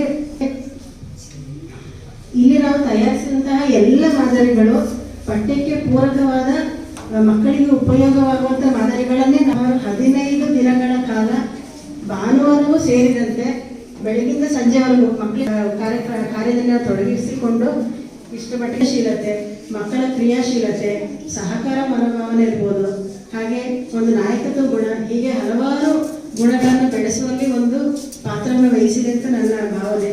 ಹಾಗೆ ಜೊತೆಗೆ ಈ ಒಂದು ಕಾರ್ಯಕ್ರಮದಿಂದ ಮಕ್ಕಳ ಪೋಷಕರಾಗಿರ್ಬೋದು, ನೆರೆಯ ಗ್ರಾಮಸ್ಥರಾಗಿರ್ಬೋದು, ಈ ಶಾಲೆಯಲ್ಲಿ ಯಾವ ರೀತಿಯ ಒಂದು ತರಗತಿಯಲ್ಲಿ ಓದುತ್ತಿದ್ದೇನೆ. ನಾನು ಮಾಡಿರುವ ಮಾದರಿ ಜಲಚಕ್ರ. ಜಗತ್ತಿನಲ್ಲಿರುವ ಎಲ್ಲ ಜೀವರಾಶಿಗಳಿಗೂ ನೀರು ಅತ್ಯವಶ್ಯಕ. ಅದು ಹೇಗೆ ಸಿಗುತ್ತದೆ ಎಂಬುದನ್ನು ಈಗ ತಿಳಿಯೋಣ. ಈ ಪ್ರಕ್ರಿಯೆಗೆ ನಾವು ಜಲಚಕ್ರ ಎನ್ನುತ್ತೇವೆ. ಸಮುದ್ರ, ನದಿ, ಗಿಡ, ಮರಗಳಲ್ಲಿರುವ ನೀರು ಸೂರ್ಯನ ಬೆಳಕಿನ ಮೂಲಕ ಆವಿಯಾಗುತ್ತದೆ. ಈ ಪ್ರಕ್ರಿಯೆಯನ್ನು ನಾವು ಆವೊಲ್ಮೆ ಎನ್ನುತ್ತೇವೆ. ಆವಿಯಾದ ನೀರು ಸಣ್ಣ ಸಣ್ಣ ಕಣಗಳಾಗಿ ಮೋಡಗಳಾಗುತ್ತವೆ. ಭೂಮಿಯಿಂದ ತಂಪಾದ ಗಾಳಿ ಬೀಸಿ ಮೋಡಗಳು ಕರಗಿ ಭೂಮಿಗೆ ಹೋಗುತ್ತದೆ. ಮಳೆಯ ಮೂಲಕ ಭೂಮಿಗೆ ಹೋಗುತ್ತದೆ. ಮಳೆಗೆ ಭೂಮಿಗೆ ಹೋದ ನೀರು ಸಂಗ್ರಹವಾಗಿ ಸಮುದ್ರ, ನದಿಗಳಿಗೆ ಸೇರುತ್ತದೆ. ಇದು ಜಲಚಕ್ರದ ಪ್ರಕ್ರಿಯೆಯಾಗಿದೆ. ವಿಜ್ಞಾನದಲ್ಲಿ ವಸ್ತುವಿನ ತಳ್ಳುವಿಕೆ ಅಥವಾ ಎಳೆಯುವಿಕೆಯನ್ನು ಬಲ ಎನ್ನುತ್ತಾರೆ. ಭೂಮಿಯು ವಸ್ತುಗಳನ್ನು ತನ್ನೆಡೆಗೆ ಸೆಳೆಯುವುದರಿಂದ ಅವುಗಳು ಭೂಮಿಯ ಕಡೆಗೆ ಬೀಳುತ್ತದೆ. ತಾಲೂಕು ಪ್ರೌಢಶಾಲಾ ಸಹ ಶಿಕ್ಷಕರ ಸಂಘದ ಅಧ್ಯಕ್ಷ ಕೆಆರ್ ರತ್ನಕುಮಾರ್ ಈ ಸಂದರ್ಭ ಪಾಲ್ಗೊಂಡಿದ್ದರು. ಶ್ರೀರಾಮಾಂಜನೇಯ ಭಜನಾ ಮಂಡಳಿ ವತಿಯಿಂದ 35ನೇ ವಾರ್ಷಿಕೋತ್ಸವದ ಪ್ರಯುಕ್ತ ಡಿಸೆಂಬರ್ 14ರಂದು ಅಖಂಡ ಏಕಾಹ ಭಜನಾ ಕಾರ್ಯಕ್ರಮ ಏರ್ಪಡಿಸಲಾಗಿದೆ. ನಗರದ ಶ್ರೀ ಆಂಜನೇಯ ದೇವಾಲಯದಲ್ಲಿ ಡಿಸೆಂಬರ್ 14ರಂದು ಸೂರ್ಯೋದಯದಿಂದ ಸೂರ್ಯಾಸ್ತಮಾನದವರೆಗೆ 15 ತಂಡಗಳಿಂದ ನಿರಂತರ ಭಜನೆ ನಡೆಯಲಿದೆ. ಸಂಜೆ 3 ತಂಡಗಳಿಂದ ಕುಣಿತ ಭಜನೆ ನಡೆಯಲಿದೆ. ಬೆಳಿಗ್ಗೆ 6:10ಕ್ಕೆ ನಗರಸಭೆ ಅಧ್ಯಕ್ಷೆ ಕಲಾವತಿಯವರು ಭದ್ರದೀಪ ಜ್ವಲನ ಮಾಡಲಿದ್ದು, ಸಂಜೆ 7 ಗಂಟೆಗೆ ಮಂಗಳಾಚರಣೆ, ಮಹಾ ಮಂಗಳಾರತಿ ಹಾಗೂ ಸಮಾರೋಪ ನಡೆಯಲಿದ್ದು, ವಿಜಯ ವಿನಾಯಕ ದೇವಾಲಯದ ಟ್ರಸ್ಟಿ ಜಿ ಚಿದ್ವಿಲಾಸ್ ಹಿತವಚನ ನೀಡಲಿದ್ದಾರೆ. ಶ್ರೀ ಓಂಕಾರೇಶ್ವರ ದೇವಾಲಯ ವ್ಯವಸ್ಥಾಪನಾ ಸಮಿತಿ ಅಧ್ಯಕ್ಷ ಎಸಿ ದೇವಯ್ಯ ಅವರು ಅತಿಥಿಯಾಗಿ ಪಾಲ್ಗೊಳ್ಳಲಿದ್ದಾರೆ. ಶ್ರೀ ರಾಮಾಂಜನೇಯ ಮಹಿಳಾ ಭಜನಾ ಮಂಡಳಿ, ಶ್ರೀ ಸತ್ಯಸಾಯಿ ಭಜನಾ ಸಮಿತಿ ಮಡಿಕೇರಿ, ಭಕ್ತಿಲಹರಿ ತಂಡ ಮಡಿಕೇರಿ, ಶ್ರೀ ರಾಜರಾಜೇಶ್ವರಿ ಭಜನಾ ಮಂಡಳಿ ಮಂಗಳಾದೇವಿ ನಗರ, ಮದೆ ಮಹೇಶ್ವರ ಭಜನಾ ಮಂಡಳಿ ಮದೆ, ಸನಾತನ ಭಜನಾ ಮಂಡಳಿ ಕಗ್ಗೋಡ್ಲು, ಶ್ರೀದೇವಿ ಭಜನಾ ಮಂಡಳಿ ಜೋಡಪಾಲ, ರಾಜರಾಜೇಶ್ವರಿ ಭಜನಾ ಮಂಡಳಿ 2ನೇ Mannangeri, Vinayaka Seva trust Kattalekadu, general Thimmaiah public school Madikeri, Kodandarama Bhajana Mandali Madikeri, ISKCON Madikeri, Chamundeshwari ಭಜನಾ ಮಂಡಳಿ ದೇವರಕೊಲ್ಲಿ, ಶ್ರುತಿಲಯ ಭಜನಾ ಮಂಡಳಿ ಮಡಿಕೇರಿ, ರಾಮಾಂಜನೇಯ ಭಜನಾ ಮಂಡಳಿ ಮಡಿಕೇರಿ, ಕುಣಿತ ಭಜನೆ ವಿನಾಯಕ ಸೇವಾ ಟ್ರಸ್ಟ್ ಕತ್ತಲೆಕಾಡು, ಆದಿಶಕ್ತಿ ವಿನಾಯಕ ಭಜನಾ ಮಂಡಳಿ ಉಡೋತ್, ಮದೆ ಮಾಧೂರಪ್ಪ ಕುಣಿತ ಭಜನಾ ತಂಡ, ಮದೆನಾಡು ಶ್ರೀ ರಾಮಾಂಜನೇಯ ಭಜನಾ ಮಂಡಳಿಯ ಪ್ರಮುಖರಾದ ಕೆಕೆ ಮಹೇಶ್ ಕುಮಾರ್ ಕೊಡಗು ಚಾನಲ್ಗೆ ಮಾಹಿತಿ ನೀಡಿದ್ದಾರೆ. ಹರಿ ಓಂ. ಶ್ರೀ ರಾಮಾಂಜನೇಯ ಭಜನಾ ಮಂಡಳಿ ಆಂಜನೇಯ ದೇವಸ್ಥಾನ ಮಡಿಕೇರಿ 35 ವರ್ಷಗಳ ಹಿಂದೆ ಆರಂಭವಾದ ನಮ್ಮ ಭಜನೆ ಪ್ರತಿ ವರ್ಷ ನವೆಂಬರ್ ಅಥವಾ ಡಿಸೆಂಬರ್ ತಿಂಗಳಿನಲ್ಲಿ ವಾರ್ಷಿಕ ಉತ್ಸವವನ್ನು ಏಕಾಹ ಭಜನೆ ಮೂಲಕ ಆಚರಿಸಿಕೊಂಡು ಬರ್ತಾ ಇದೆ. ಅದೇ ರೀತಿ ಈ ವರ್ಷ 35 ವರ್ಷದ ಭಜನಾ ಉತ್ಸವವನ್ನು ನಾಳೆ ದಿನ ಬೆಳಗ್ಗೆ ಸೂರ್ಯ ಉದಯದಿಂದ ಸಂಜೆ ಸೂರ್ಯಾಸ್ತಮ ಪರ್ಯಂತ ಮಡಿಕೇರಿ ತಾಲೂಕಿನ ಸುಮಾರು 18 ತಂಡಗಳು, ಅದರಲ್ಲಿ 15 ಭಜನೆ ಮಾಡೋ ತಂಡಗಳು, ಇನ್ನು 3 ಕುಣಿತ ಭಜನೆ ಮಾಡುವ ತಂಡಗಳ ಒಂದಿಗೆ ನಾಳೆ ನಾವು ಭಜನೋತ್ಸವವನ್ನು ಆಚರಿಸಲಿಕ್ಕಿದ್ದೇವೆ. ಮಡಿಕೇರಿ ನಗರ ಹಾಗೂ ಅಕ್ಕಪಕ್ಕದ ಗ್ರಾಮಗಳು, ವಿಶೇಷವಾಗಿ ಮದೆನಾಡಿನ ಸುತ್ತಮುತ್ತಲಿನ 2ನೇ ಮೊಣ್ಣಂಗೇರಿ, ಹಾಗೆ ದೇವರಕೊಲ್ಲಿ, ಮದೆನಾಡಿನಲ್ಲಿ 2 ತಂಡಗಳು, ಹೀಗೆ ಆ ಸುತ್ತಮುತ್ತದ ಪರಿಸರದಿಂದಲೇ 4 ತಂಡಗಳು ನಮ್ಮ ಭಜನೋತ್ಸವದಲ್ಲಿ ಭಾಗವಹಿಸ್ತಾ ಇದೆ. ಹಾಗೆ ಹಾಕತ್ತೂರಿನ ವಿನಾಯಕ ಸೇವಾ ಸಮಿತಿ ಮತ್ತು ಭೂತನಕಾಡಿನ ಓಂ ಶಕ್ತಿ ಭಜನಾ ಮಂಡಳಿ,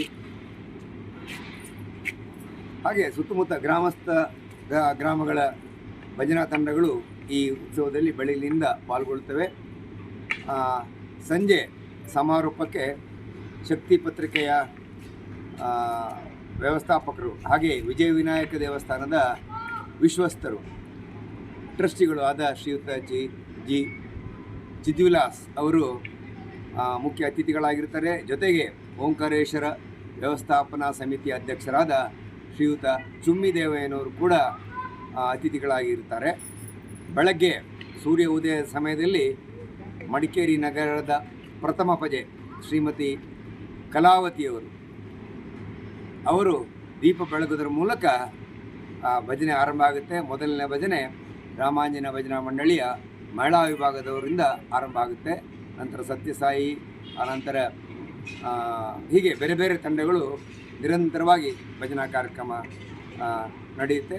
ಭಜನೆ ತಂಡಗಳಿಗೆಲ್ಲರಿಗೂ ಊಟ ಉಪಚಾರದ ವ್ಯವಸ್ಥೆಗಳನ್ನು ಮಾಡಲಾಗಿದೆ. ಈ ಒಂದು ಉತ್ಸವಕ್ಕೆ ಹೆಚ್ಚಿನ ಜನಗಳು ಬಂದು ಭಜನೆಯನ್ನು ಆಸ್ವಾದಿಸಿ ತಮ್ಮ ಧಾರ್ಮಿಕ ಪ್ರಜ್ಞೆಯನ್ನು ಬೆಳೆಸ್ಕೊಳ್ಬೇಕು. ಕೊಡಗಿನಲ್ಲಿ ಭಜನೆಯ ಪರಂಪರೆ ಕಮ್ಮಿ ಇರೋದು ನಮ್ಗೆ ಗೊತ್ತೇ ಇದೆ. ಆದರೂ ನಮ್ಮ ಭಜನಾ ಮಂಡಳಿ ಕಳೆದ 35 ವರ್ಷಗಳಿಂದ ನಿರಂತರವಾಗಿ ಭಜನೆಯನ್ನು ಮಾಡ್ತಾ ಭಜನೆಯ ಕಂಪನ್ನು ನಾಡಿನ ಬೇರೆ ಬೇರೆ ಕಡೆ ಹಾಡುವಲ್ಲಿ ನಾವು ಯಶಸ್ವಿಯಾಗಿದ್ದೇವೆ.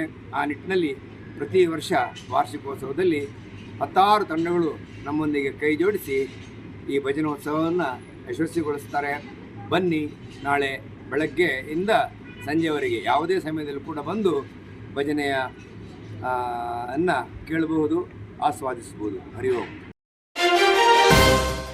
ಸರ್ಕಾರದ ವತಿಯಿಂದ ಪರಿಹಾರ ನೀಡಿ ಹಳೆಯ ಹಾಗೂ ರಸ್ತೆಯ ಇಕ್ಕೆಲಗಳಲ್ಲಿ ಇರುವ ಕಟ್ಟಡ ತೆರವುಗೊಳಿಸಿ ರಸ್ತೆ ಅಭಿವೃದ್ಧಿಗೆ ನಮ್ಮ ವಿರೋಧವಿಲ್ಲ, ಆದರೆ ಪರಿಹಾರ ಕೊಟ್ಟು ತೆರವುಗೊಳಿಸಿ ಎಂದು ವಿರಾಜಪೇಟೆ ನಾಗರಿಕ ಸಮಿತಿ ಅಧ್ಯಕ್ಷ ಇರಾ ದುರ್ಗಾ ಪ್ರಸಾದ್ ಹೇಳಿದ್ದಾರೆ. ತಮ್ಮ ಕಚೇರಿಯಲ್ಲಿ ನಡೆದ ಪತ್ರಿಕಾಗೋಷ್ಠಿಯಲ್ಲಿ ಮಾತನಾಡಿದ ಅವರು, ಬಲವಂತವಾಗಿ ಕಟ್ಟಡ ಕೆಡವಲು ಸಾಧ್ಯವಿಲ್ಲ. ಕಾರಣ, ಸುಮಾರು 67 ಜನರು ಈಗಾಗಲೇ ರಾಜ್ಯ ಉಚ್ಚ ನ್ಯಾಯಾಲಯದಲ್ಲಿ ಪುರಸಭೆ ವಿರುದ್ಧ ಮೊರೆ ಹೋಗಿದ್ದು ವಿಚಾರಣೆ ಹಂತದಲ್ಲಿದೆ. ಕೆಲವು ಕಾಂಗ್ರೆಸ್ ಮುಖಂಡರು ನ್ಯಾಯಾಲಯದ ವ್ಯಾಜ್ಯ ಮುಗಿದಿದೆ ಎಂದು ಜನರಲ್ಲಿ ಭಯದ ವಾತಾವರಣ ಸೃಷ್ಟಿ ಮಾಡಿದ್ದಾರೆ. ಶಾಸಕ ಪೊನ್ನಣ್ಣ ಅವರು ರಸ್ತೆಯ ಅಗಲೀಕರಣಕ್ಕೆ ತಾವಾಗಿ ಜಾಗವನ್ನು ಬಿಟ್ಟುಕೊಟ್ರೆ ಅಗಲೀಕರಣ ಕಾರ್ಯ ಮಾಡುತ್ತೇವೆ, ಕೊಡದಿದ್ರೆ ಅಷ್ಟರಲ್ಲೇ ಕಾಮಗಾರಿ ನಡೆಯುತ್ತೆ ಎಂದರು. ಅದಕ್ಕೆ ಒಂದು ವ್ಯವಸ್ಥೆ ಮಾಡಿ. ಇಲ್ಲಿ ದೊಡ್ಡೊಟ್ಟಿ ಚೌಕಿಯಲ್ಲಿ ಮೂರ್ನಾಡು ರೋಡ್ ಜಂಕ್ಷನ್ನಲ್ಲಿ ಅಲ್ಲಿ ಸ್ವಲ್ಪ ಬಸವನಗುಡಿ ಹತ್ರ ಬಸ್ ಪಾರ್ಕ್ ಇದಿದೆ, ಬಸ್ ಸ್ಟ್ಯಾಂಡ್, ಬಸ್ ಸ್ಟಾಪ್ ಇದೆ ನೋಡಿ. ದೊಡ್ಡೊಟ್ಟಿ ಚೌಕಿಯಲ್ಲೇ ಬಸ್ ಬಂದು ನಿಲ್ತದೆ. ಒಂದೊಂದು ಬಸ್ಸು ಸಹ ಕೆಲವು ನಿಮಿಷಗಳು ಅಂತಂದರೆ ಆಗ ಬರುವ ಕಾರುಗಳು ಬಸ್ಸುಗಳೆಲ್ಲ ಬ್ಲಾಕ್ ಆಗ್ತವೆ. ಇದನ್ನು ಬದಲಾಯಿಸಿ ಅಲ್ಲಿ ಒಂದು ಕಾರ್ ಸ್ಟ್ಯಾಂಡ್ ಇದೆ. ಆ ಕಾರ್ ಸ್ಟ್ಯಾಂಡ್ ಹತ್ರವೇ ಇದು ಬಸ್ ಸ್ಟ್ಯಾಂಡ್ ಇದೆ. ಆ ಸ್ಟ್ಯಾಂಡ್ನಲ್ಲಿ ಅಲ್ಲೇ ಸ್ಟಾಪ್ ಇಲ್ಲ, ಎಲ್ಲಿ ನಿಂತಿದ್ರೆ ಅಲ್ಲೇ ಅದನ್ನು ನಿಲ್ಲಿಸುವ ಹಾಗೆ ಮಾಡಿ. ಈ ರೀತಿಯಾಗಿ ನಾವು ಸಲಹೆಗಳನ್ನು ನಾವು ಕೊಟ್ಟಿದ್ದೇವೆ. ಕಾರುಗಳ ದೊಡ್ಡ ಇದರಲ್ಲೇ ಒಬ್ಬರು ಪೊಲೀಸ್ ಅಧಿಕಾರಿ ಹಿಂದೆ ಅವರೇ ಹೇಳಿದರು, ಗೋಣಿಕೊಪ್ಪ ರಸ್ತೆಯಲ್ಲಿ ಒಂದು ಸೈಡ್ನಲ್ಲಿ ಕಾರ್ ಪಾರ್ಕಿಂಗ್ಗೆ ಲೈನಾಗಿ ನಿಲ್ಲುವಾಗ ಕಾರ್ ಪಾರ್ಕಿಂಗ್ ವ್ಯವಸ್ಥೆ ಮಾಡ್ತೇವೆ. ಒಬ್ಬರು ಪೊಲೀಸ್ ಅಧಿಕಾರಿ ಹೇಳಿರುವಂಥದ್ದು ಅವರ ಅನುಭವದಿಂದ. ಅಂಥ ವ್ಯವಸ್ಥೆ ಮಾಡಿ, ಎಲ್ಲಿ ಕಾರ್ ಪಾರ್ಕಿಂಗ್ ಇರಬೇಕು, ಎಲ್ಲಿ ಇದು ಈ ಒಂದು ಸುವ್ಯವಸ್ಥಿತವಾಗಿ, ಮತ್ತು ಪಾರ್ಕ್ ಮಾಡುವಾಗ ಸಹ ಅಡ್ಡಾದಿಡ್ಡಿಯಾಗಿ ನಿಲ್ಲಿಸೋದು, ರಸ್ತೆ ಅರ್ಧ ಭಾಗವನ್ನು ಕವರ್ ಮಾಡಿ ನಿಲ್ಲಿಸೋದು, ಇದೆಲ್ಲವನ್ನು ನಿಲ್ಲಿಸಿ ಸುವ್ಯವಸ್ಥೆಗೊಳಿಸಿ ಅಂತ ಹೇಳಿ ನಾವು ಪರ್ಯಾಯವನ್ನು ಮಂಡಿಸಿದ್ದೇವೆ. ನಾವು ಬರೀ ಅದನ್ನು ವಿರೋಧಿಸುವುದಷ್ಟೇ ಅಲ್ಲ. ಆಗ ನಾವು ಇದನ್ನು ರಸ್ತೆಗಳನ್ನು ಸರಿ ಮಾಡಬೇಡಿ ಇಂಥ ಮಾತುಗಳನ್ನು ನಾವು ಹೇಳಿಲ್ಲ. ಆ ಪರ್ಯಾಯವನ್ನು ಅವರು ಪರಿಗಣನೆಗೆ ತಗೊಂಡಿಲ್ಲ, ಅವರು ಗಮನಕ್ಕೆ ತಗೊಳ್ಳೋದಿಲ್ಲ. ಯಾಕೆ ಅವರು ತಗೊಳ್ಳೋದಿಲ್ಲ? ನಾವು ಮಾತ್ರ ಅಲ್ಲ ನೋಡಿ, 2024ರಲ್ಲಿ ಮಾರ್ಚ್ 21ನೇ ತಾರೀಕಿಗೆ ಆವತ್ತು ರಾಜಪೇಟೆಯ ಚೇಂಬರ್ ಆಫ್ ಕಾಮರ್ಸ್ನ ಅಧ್ಯಕ್ಷರಾಗಿದ್ದಂತಹ ಮಾದಪಟ್ಟ ಕಾಶಿಯವರು ಅವರು ಇದರ ಬಗ್ಗೆ ಹೇಳ್ತಾರೆ. ಅಮೃತಚಂದ್ರ ರವಿಯವರು ನೋಡಿ, ಅದು ಆವತ್ತು ವಾರ್ತಾಭಾರತಿಯಲ್ಲಿ ಬಂದಿತ್ತು. ಅವತ್ತು ಅವರೇನು ಹೇಳ್ತಾರೆ, ನಾವು ಹೇಳಿದ ಈ ಮಾತನ್ನೇ ಹೇಳ್ತಾರೆ. ಕಟ್ಟಡದ ತಳಭಾಗದಲ್ಲಿ ಅವರು ವ್ಯವಸ್ಥೆ ಮಾಡಬೇಕು, ಏನು ವ್ಯವಸ್ಥೆ ಮಾಡಿಲ್ಲ, ಅದರ ಬಗ್ಗೆ ಕ್ರಮ ತಗೊಳ್ಬೇಕು ಅಂತ ಆವತ್ತು ಅವರು ಹೇಳಿದ್ದಾರೆ. ನಾವು ಮಾತ್ರ ಅಲ್ಲ, ಅವರು ಇನ್ನೂ ಬದಲಿ ದಾರಿಗಳನ್ನು ಸೃಷ್ಟಿಸಿ ಕೇರಳದಿಂದ ಬರುವಂಥ ವೆಹಿಕಲ್ಗಳಿಗೆ ಅಂದರೆ ಪರ್ಯಾಯ ಮಾರ್ಗವನ್ನು ನಾವು ಮಂಡಿಸಿದ್ದೇವೆ, ಅವರು ಚೇಂಬರ್ ಆಫ್ ಕಾಮರ್ಸ್ನವರು ಮಂಡಿಸಿದ್ದಾರೆ. ನಮ್ಮ ಪರ್ಯಾಯ ಅಂಶಗಳಿಗೆ ಮುಖ್ಯವಾಗಿ ನನ್ನ ಪ್ರಶ್ನೆ, ಕಟ್ಟಡದ ಬುಡದಲ್ಲಿರುವ ತಳಭಾಗದಲ್ಲಿ ಇರುವ ಈ ಇದು ವ್ಯವಸ್ಥೆಗೆ ಅಂಗಡಿಗಳನ್ನು ಮಾಡಲಿಕ್ಕೆ ಯಾಕೆ ನೀವು ಬಿಟ್ಟಿದ್ದೀರಿ? ಇದಕ್ಕೆ ಅವರು ಇವತ್ತು ಉತ್ತರ ಕೊಡ್ತಾ ಇಲ್ಲ. ಇದನ್ನು ಮಾಡದೆ ಬರೇ ಕಟ್ಟಡಗಳನ್ನು ಹೊಡೆದ್ರೆ ಮಾತ್ರವೇ ಅಭಿವೃದ್ಧಿ, ಅದು ಫ್ರೀ ಸಿಗಬೇಕು ಅಂತ ಹೇಳುವ ಮಾತನ್ನು ಆಡ್ತಾ ಇರುವಂತಹದ್ದು. ಇದನ್ನು ನಾವು ಖಂಡಿಸುವಾಗ ನಾವು ಅಭಿವೃದ್ಧಿ ವಿರೋಧಿಗಳಾಗ್ತೇವೆ.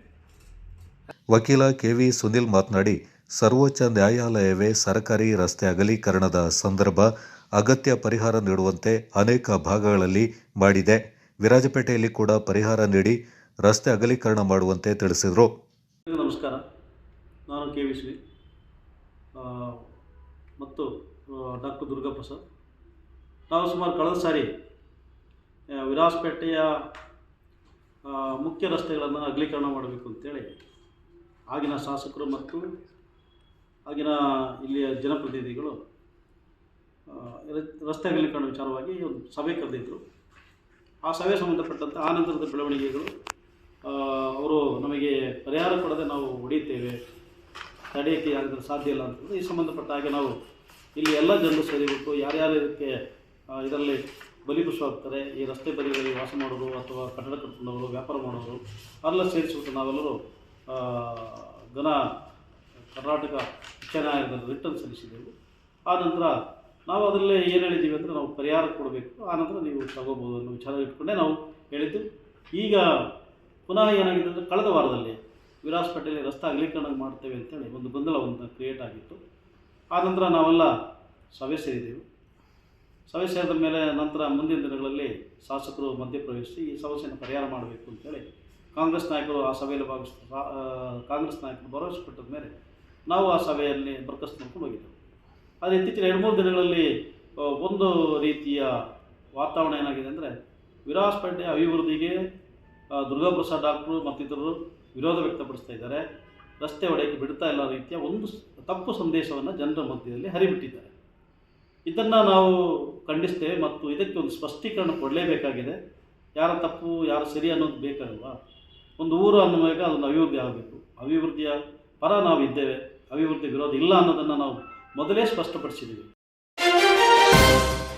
ಕೊಡಗು ಜಿಲ್ಲಾ ಶಾಲಾ ಶಿಕ್ಷಣ ಇಲಾಖೆ ವತಿಯಿಂದ ಸಮಗ್ರ ಶಿಕ್ಷಣ ಕರ್ನಾಟಕ ಯೋಜನೆಯಡಿ 2025-26ನೇ ಸಾಲಿನ ರಾಷ್ಟ್ರೀಯ ಆವಿಷ್ಕಾರ ಸಪ್ತಾಹ ಕಾರ್ಯಕ್ರಮದ ಅಂಗವಾಗಿ ತಾಲೂಕಿನ ಐಗೂರು ಸರ್ಕಾರಿ ಪ್ರೌಢಶಾಲೆಯಲ್ಲಿ ವಿದ್ಯಾರ್ಥಿಗಳಿಗೆ ವಿಜ್ಞಾನ ವಸ್ತು ಪ್ರದರ್ಶನ ಕಾರ್ಯಕ್ರಮವನ್ನು ಏರ್ಪಡಿಸಲಾಗಿತ್ತು. ಕಾರ್ಯಕ್ರಮವನ್ನು ಕ್ಷೇತ್ರ ಶಿಕ್ಷಣಾಧಿಕಾರಿ ಎಂ ಕೃಷ್ಣಪ್ಪ ಉದ್ಘಾಟಿಸಿದರು.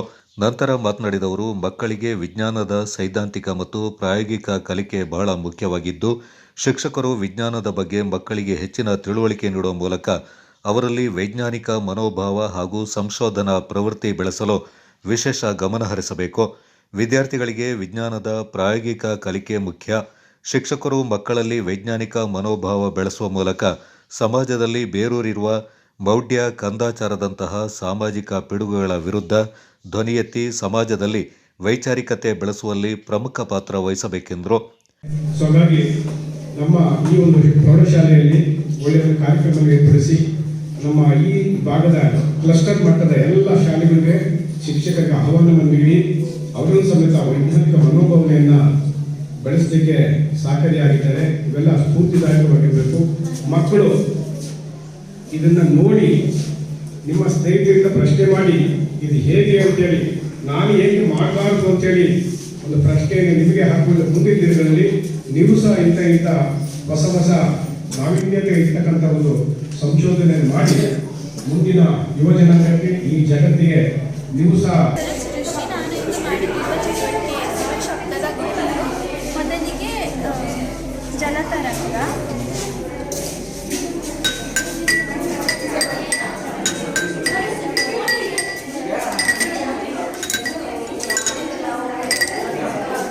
ಅದನ್ನು ನಾವು ಏರಿಕೆ ಕ್ರಮದಿಂದ ಇಳಿಕೆ ಕ್ರಮಕ್ಕೆ ಇಟ್ಟಾಗ ನಮಗೆ ಇಂಪಾದ ಶಬ್ದ ಕೇಳಿಸುತ್ತದೆ. ಹಾಗೆ ಘನ ಮಾಧ್ಯಮ,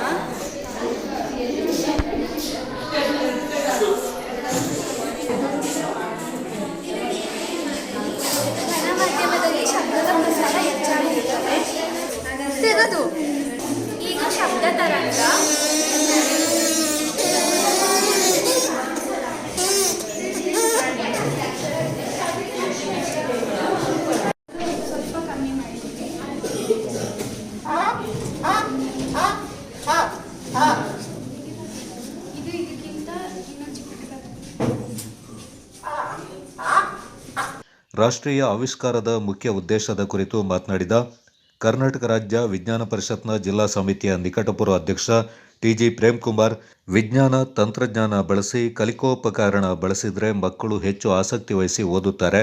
ಅವರಲ್ಲಿ ಸೃಜನಾತ್ಮಕ ಚಿಂತನಶೀಲ ವೈಜ್ಞಾನಿಕ ಮನೋಭಾವ ಬೆಳೆಸಲು ಇಂತಹ ವಸ್ತು ಪ್ರದರ್ಶನಗಳು ಸಹಕಾರಿ ಎಂದರು. ಜಿಲ್ಲಾ ಪತ್ರಕರ್ತರ ಸಂಘದ ಸ್ಥಾಪಕಾಧ್ಯಕ್ಷ ಎಸ್ ಎ ಮುರಳೀಧರ್ ಮಾತನಾಡಿ, ವಿಜ್ಞಾನ ವಿಷಯ ನಮ್ಮ ದಿನನಿತ್ಯದ ಅನುಭವಗಳನ್ನು ಪರೀಕ್ಷಿಸಿ ವೀಕ್ಷಿಸುವ ಅವಕಾಶ ನೀಡುತ್ತೆ. ಇದಕ್ಕೆ ಪೂರಕವಾಗಿ ಪರಿಸರದಲ್ಲಿರುವ ಸಂಬಂಧಗಳಿಗೆ ಮತ್ತು ಚಟುವಟಿಕೆಗಳಿಗೆ ಯೋಜನಾ ಕಾರ್ಯರೂಪವಾಗಿ ಮಕ್ಕಳ ಮುಂದೆ ಪ್ರದರ್ಶಿಸಿ ಅನ್ವೇಷಣೆಯ ಕಲಿಕೆಗೆ ಜ್ಞಾನ ಕಟ್ಟಿಕೊಟ್ಟರೆ ಅವರು ಭವಿಷ್ಯದಲ್ಲಿ ವಿಜ್ಞಾನ ಕ್ಷೇತ್ರದಲ್ಲಿ ಹೆಚ್ಚಿನ ಸಾಧನೆ ಮಾಡಲು ಸಾಧ್ಯ ಎಂದರು. ಮುಖ್ಯ ಶಿಕ್ಷಕರು ಹೇಳಿದ್ರು, ಈ ಒಂದು ವಿಜ್ಞಾನ ವಸ್ತು ಪ್ರದರ್ಶನವನ್ನ ಆಯೋಜನೆ ಮಾಡಬೇಕು ನಮ್ಮ ಶಾಲೆಯಲ್ಲಿ ಅಂತ.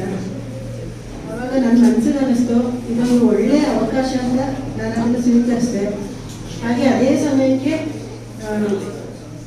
ಭಾರತೀಯ ವಿಜ್ಞಾನ ಸಂಸ್ಥಾನ ಕುದಾಪುರ ಚಿತ್ರದುರ್ಗ ಇಲ್ಲಿ ನಮಗೆ 10 ದಿನಗಳ ಒಂದು ತರಬೇತಿ ಆಯಿತು.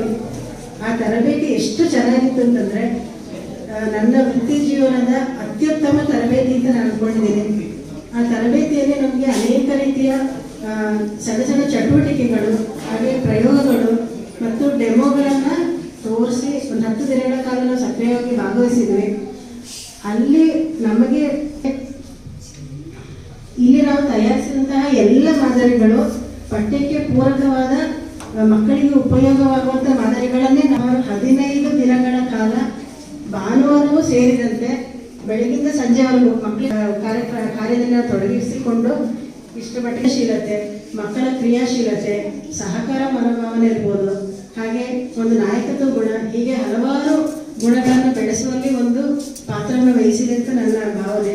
ಹಾಗೆ ಜೊತೆಗೆ ಈ ಒಂದು ಕಾರ್ಯಕ್ರಮದಿಂದ ಮಕ್ಕಳ ಪೋಷಕರಾಗಿರ್ಬೋದು, ನೆರೆಯ ಗ್ರಾಮಸ್ಥರಾಗಿರ್ಬೋದು, ಈ ಶಾಲೆಯಲ್ಲಿ ಯಾವ ರೀತಿಯ ಒಂದು ತರಗತಿಯಲ್ಲಿ ಓದುತ್ತಿದ್ದೇನೆ. ನಾನು ಮಾಡಿರುವ ಮಾದರಿ ಜಲಚಕ್ರ. ಜಗತ್ತಿನಲ್ಲಿರುವ ಎಲ್ಲ ಜೀವರಾಶಿಗಳಿಗೂ ನೀರು ಅತ್ಯವಶ್ಯಕ. ಅದು ಹೇಗೆ ಸಿಗುತ್ತದೆ ಎಂಬುದನ್ನು ಈಗ ತಿಳಿಯೋಣ. ಈ ಪ್ರಕ್ರಿಯೆಗೆ ನಾವು ಜಲಚಕ್ರ ಎನ್ನುತ್ತೇವೆ. ಸಮುದ್ರ, ನದಿ, ಗಿಡ, ಮರಗಳಲ್ಲಿರುವ ನೀರು ಸೂರ್ಯನ ಬೆಳಕಿನ ಮೂಲಕ ಆವಿಯಾಗುತ್ತದೆ. ಈ ಪ್ರಕ್ರಿಯೆಯನ್ನು ನಾವು ಆವೊಲ್ಮೆ ಎನ್ನುತ್ತೇವೆ. ಆವಿಯಾದ ನೀರು ಸಣ್ಣ ಸಣ್ಣ ಕಣಗಳಾಗಿ ಮೋಡಗಳಾಗುತ್ತವೆ. ಭೂಮಿಯಿಂದ ತಂಪಾದ ಗಾಳಿ ಬೀಸಿ ಮೋಡಗಳು ಕರಗಿ ಭೂಮಿಗೆ ಹೋಗುತ್ತದೆ. ಮಳೆಯ ಮೂಲಕ ಭೂಮಿಗೆ ಹೋಗುತ್ತದೆ. ಮಳೆಗೆ ಭೂಮಿಗೆ ಹೋದ ನೀರು ಸಂಗ್ರಹವಾಗಿ ಸಮುದ್ರ, ನದಿಗಳಿಗೆ ಸೇರುತ್ತದೆ.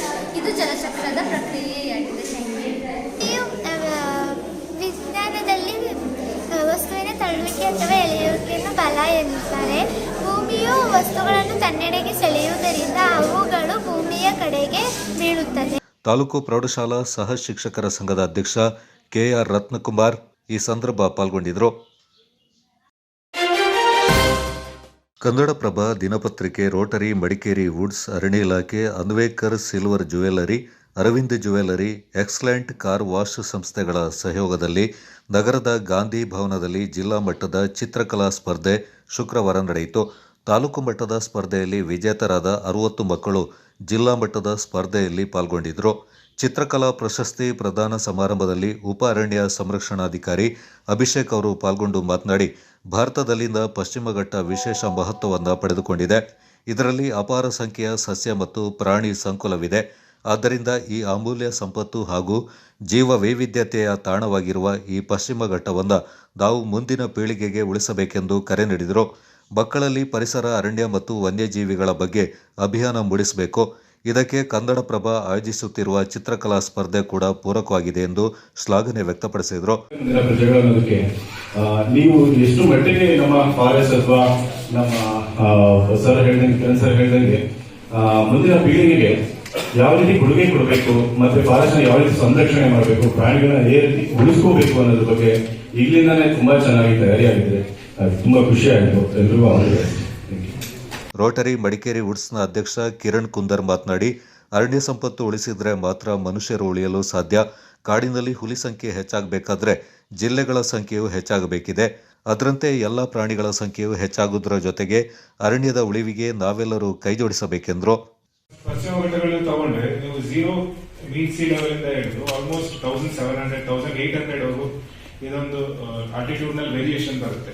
ಇದರಿಂದ ಪ್ರತಿಯೊಂದು ಹಂತದಲ್ಲೂ ಜೀವವೈವಿಧ್ಯತೆ ಇನ್ಕ್ರೀಸ್ ಆಗ್ತಾ ಬರುತ್ತೆ ಮೇಲೆ. ಝೀರೋ ಮೀನ್ ಸಿ ಲೆವೆಲ್ ಸಿಗುವಂತ ಒಂದು ಪ್ರಾಣಿಗಳಿರ್ಬೋದು, ಪಕ್ಷಿಗಳಿರ್ಬೋದು, ಪ್ರಪಂಚದಲ್ಲಿ ಎಲ್ಲಾರು ನೋಡಿದ್ರು ಸಹ ಎಲ್ಲ ಒಂದು ಸಿವಿಲೈಸೇಷನಲ್ ಬಿಗಿನಿಂಗ್ಸ್ ಅಂತ ಏನಂತ ಕರಿತೀವಿ ಅದೆಲ್ಲ ಪರ್ವತ ಪ್ರದೇಶಗಳಲ್ಲೇ ಆಗಿದೆ. ನಾವು ಪೆರು ತಗೋಬಹುದು, ಅಥವಾ ನಮ್ಮ ವಿಂಧ್ಯ ಗಿರಿ ಪರ್ವತಗಳು ತಗೋಬಹುದು, ಅಥವಾ ನಮ್ಮ ಹಿಮಾಲಯ ಸಿಸ್ಟಮ್ ತಗೋಬಹುದು. ಎಲ್ಲ ಕಡೆನೂ ನಮ್ಮ ಮನುಷ್ಯರು ಕೂಡ ನಮ್ಮ ಇಂಗ್ಲಿಷ್ ಎಲ್ಲ ಬಿಡಿಸ್ತಾ ಇದ್ದೀರಾ. ಸೊ ಇಡೀ ನಮ್ಮ ಏನ್ ಹೇಳ್ತಾರೆ, ನಮ್ಮ ಕಲೆಗೆ ಸ್ಫೂರ್ತಿದಾಯಕವಾಗಿರುವಂತದ್ದು ಕೂಡ ಈ ಪ್ರಕೃತಿ ಆಗಿರ್ತದೆ. ಇಂಟರ್ನ್ಯಾಷನಲ್ ಆಗಿ ಆಕ್ಟ್ ಮಾಡಿರುವಂತದ್ದು ಫಸ್ಟ್ ಇಂದಲೂ ಒಂದು ಪ್ರಕೃತಿ ಇದೆ.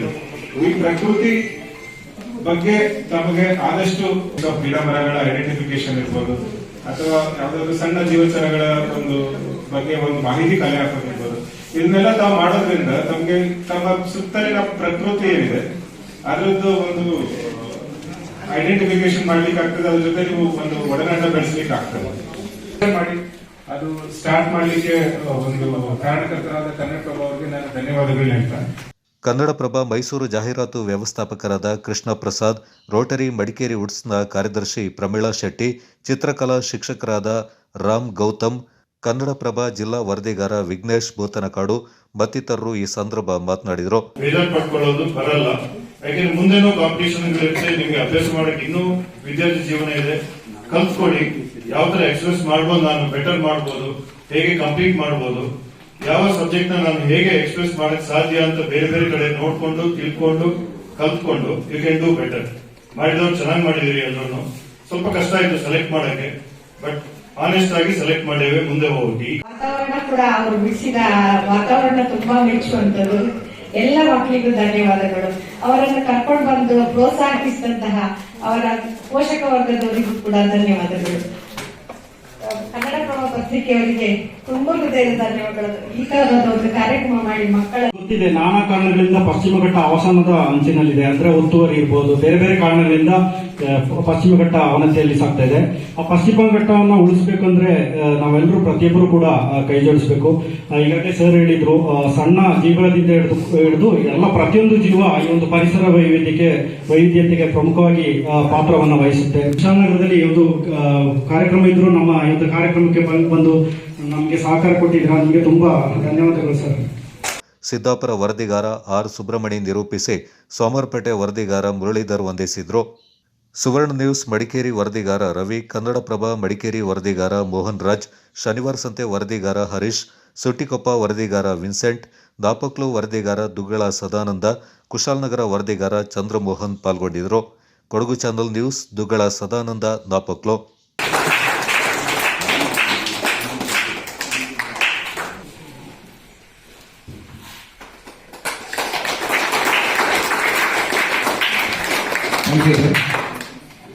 ಗಾನವಿ ಬಿಸಿ ಮೊದಲನೇ ಬಹುಮಾನ. Ganavi BC BGS public school 4ನೇ ತರಗತಿ.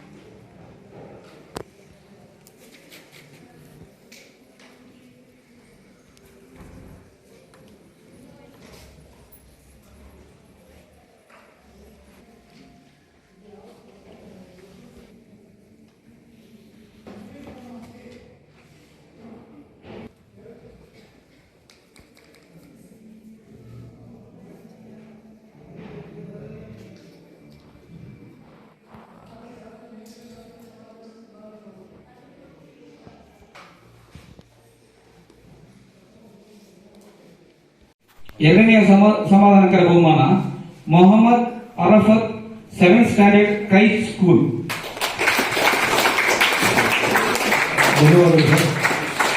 ತೃತೀಯ ಬಹುಮಾನ Kiba Fatima 6th standard blossom school Madikeri.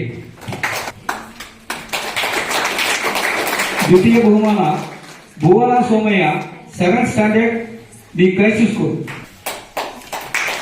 ಅಭಿನಂದನೆಗಳು. ಮೊದಲನೇ ಬಹುಮಾನ Ayush M B 7th standard Coorg public school.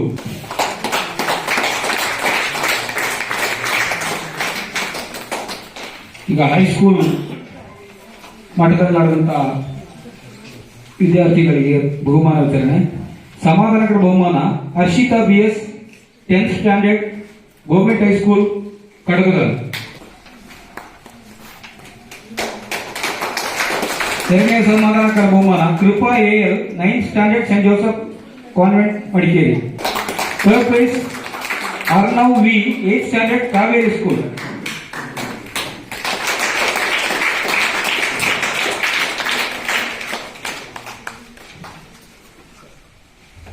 First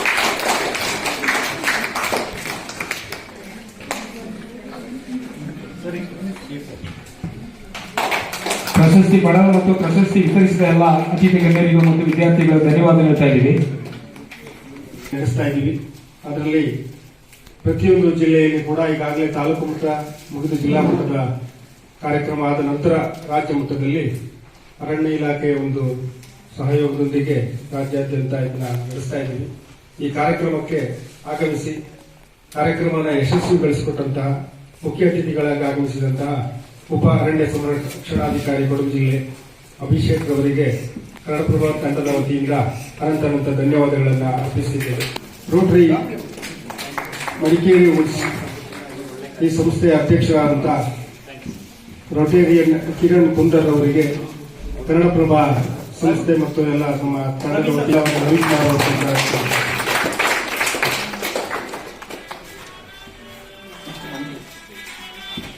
ಹಾಗೆ ಈ ನಮ್ಮ ಕನ್ನಡಪ್ರಭ ದಿನಪತ್ರಿಕೆಯ ಮೈಸೂರಿನ ವಿಭಾಗದ ವ್ಯವಸ್ಥಾಪಕ ಕನ್ನಡಪ್ರಭ ಮತ್ತು ಎಲ್ಲರ ಪರವಾಗಿ ಅನಂತ ಧನ್ಯವಾದಗಳನ್ನು ಅರ್ಪಿಸುತ್ತಿದ್ದೇನೆ. ಚೇರಂಬಾಣೆಯ ಶ್ರೀ ರಾಜರಾಜೇಶ್ವರಿ ವಿದ್ಯಾಸಂಸ್ಥೆಯ ಕ್ರೀಡಾ ದಿನಾಚರಣೆ ವಿವಿಧ ಕಾರ್ಯಕ್ರಮಗಳೊಂದಿಗೆ ವಿಜೃಂಭಣೆಯಿಂದ ನೆರವೇರಿತು.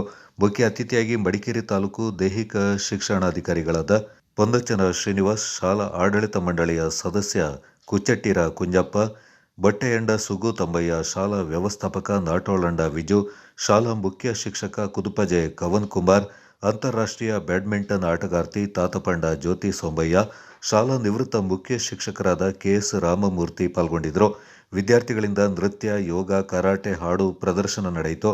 ವಿದ್ಯಾರ್ಥಿಗಳಿಂದ ಏರ್ಪಡಿಸಿದ್ದ ವಿವಿಧ ಕ್ರೀಡಾ ಚಟುವಟಿಕೆಯಲ್ಲಿ ಪಾಲ್ಗೊಂಡು ವಿಜೇತರಾದವರಿಗೆ ಮುಖ್ಯ ಅತಿಥಿಗಳಿಂದ ಬಹುಮಾನ ವಿತರಣೆ ನಡೆಯಿತು. ಕ್ರೀಡೆಯಲ್ಲಿ ರಾಜ್ಯ ಮಟ್ಟಕ್ಕೆ ಆಯ್ಕೆಯಾದ ವಿದ್ಯಾರ್ಥಿಗಳನ್ನು ಸನ್ಮಾನ ಮಾಡಲಾಯಿತು.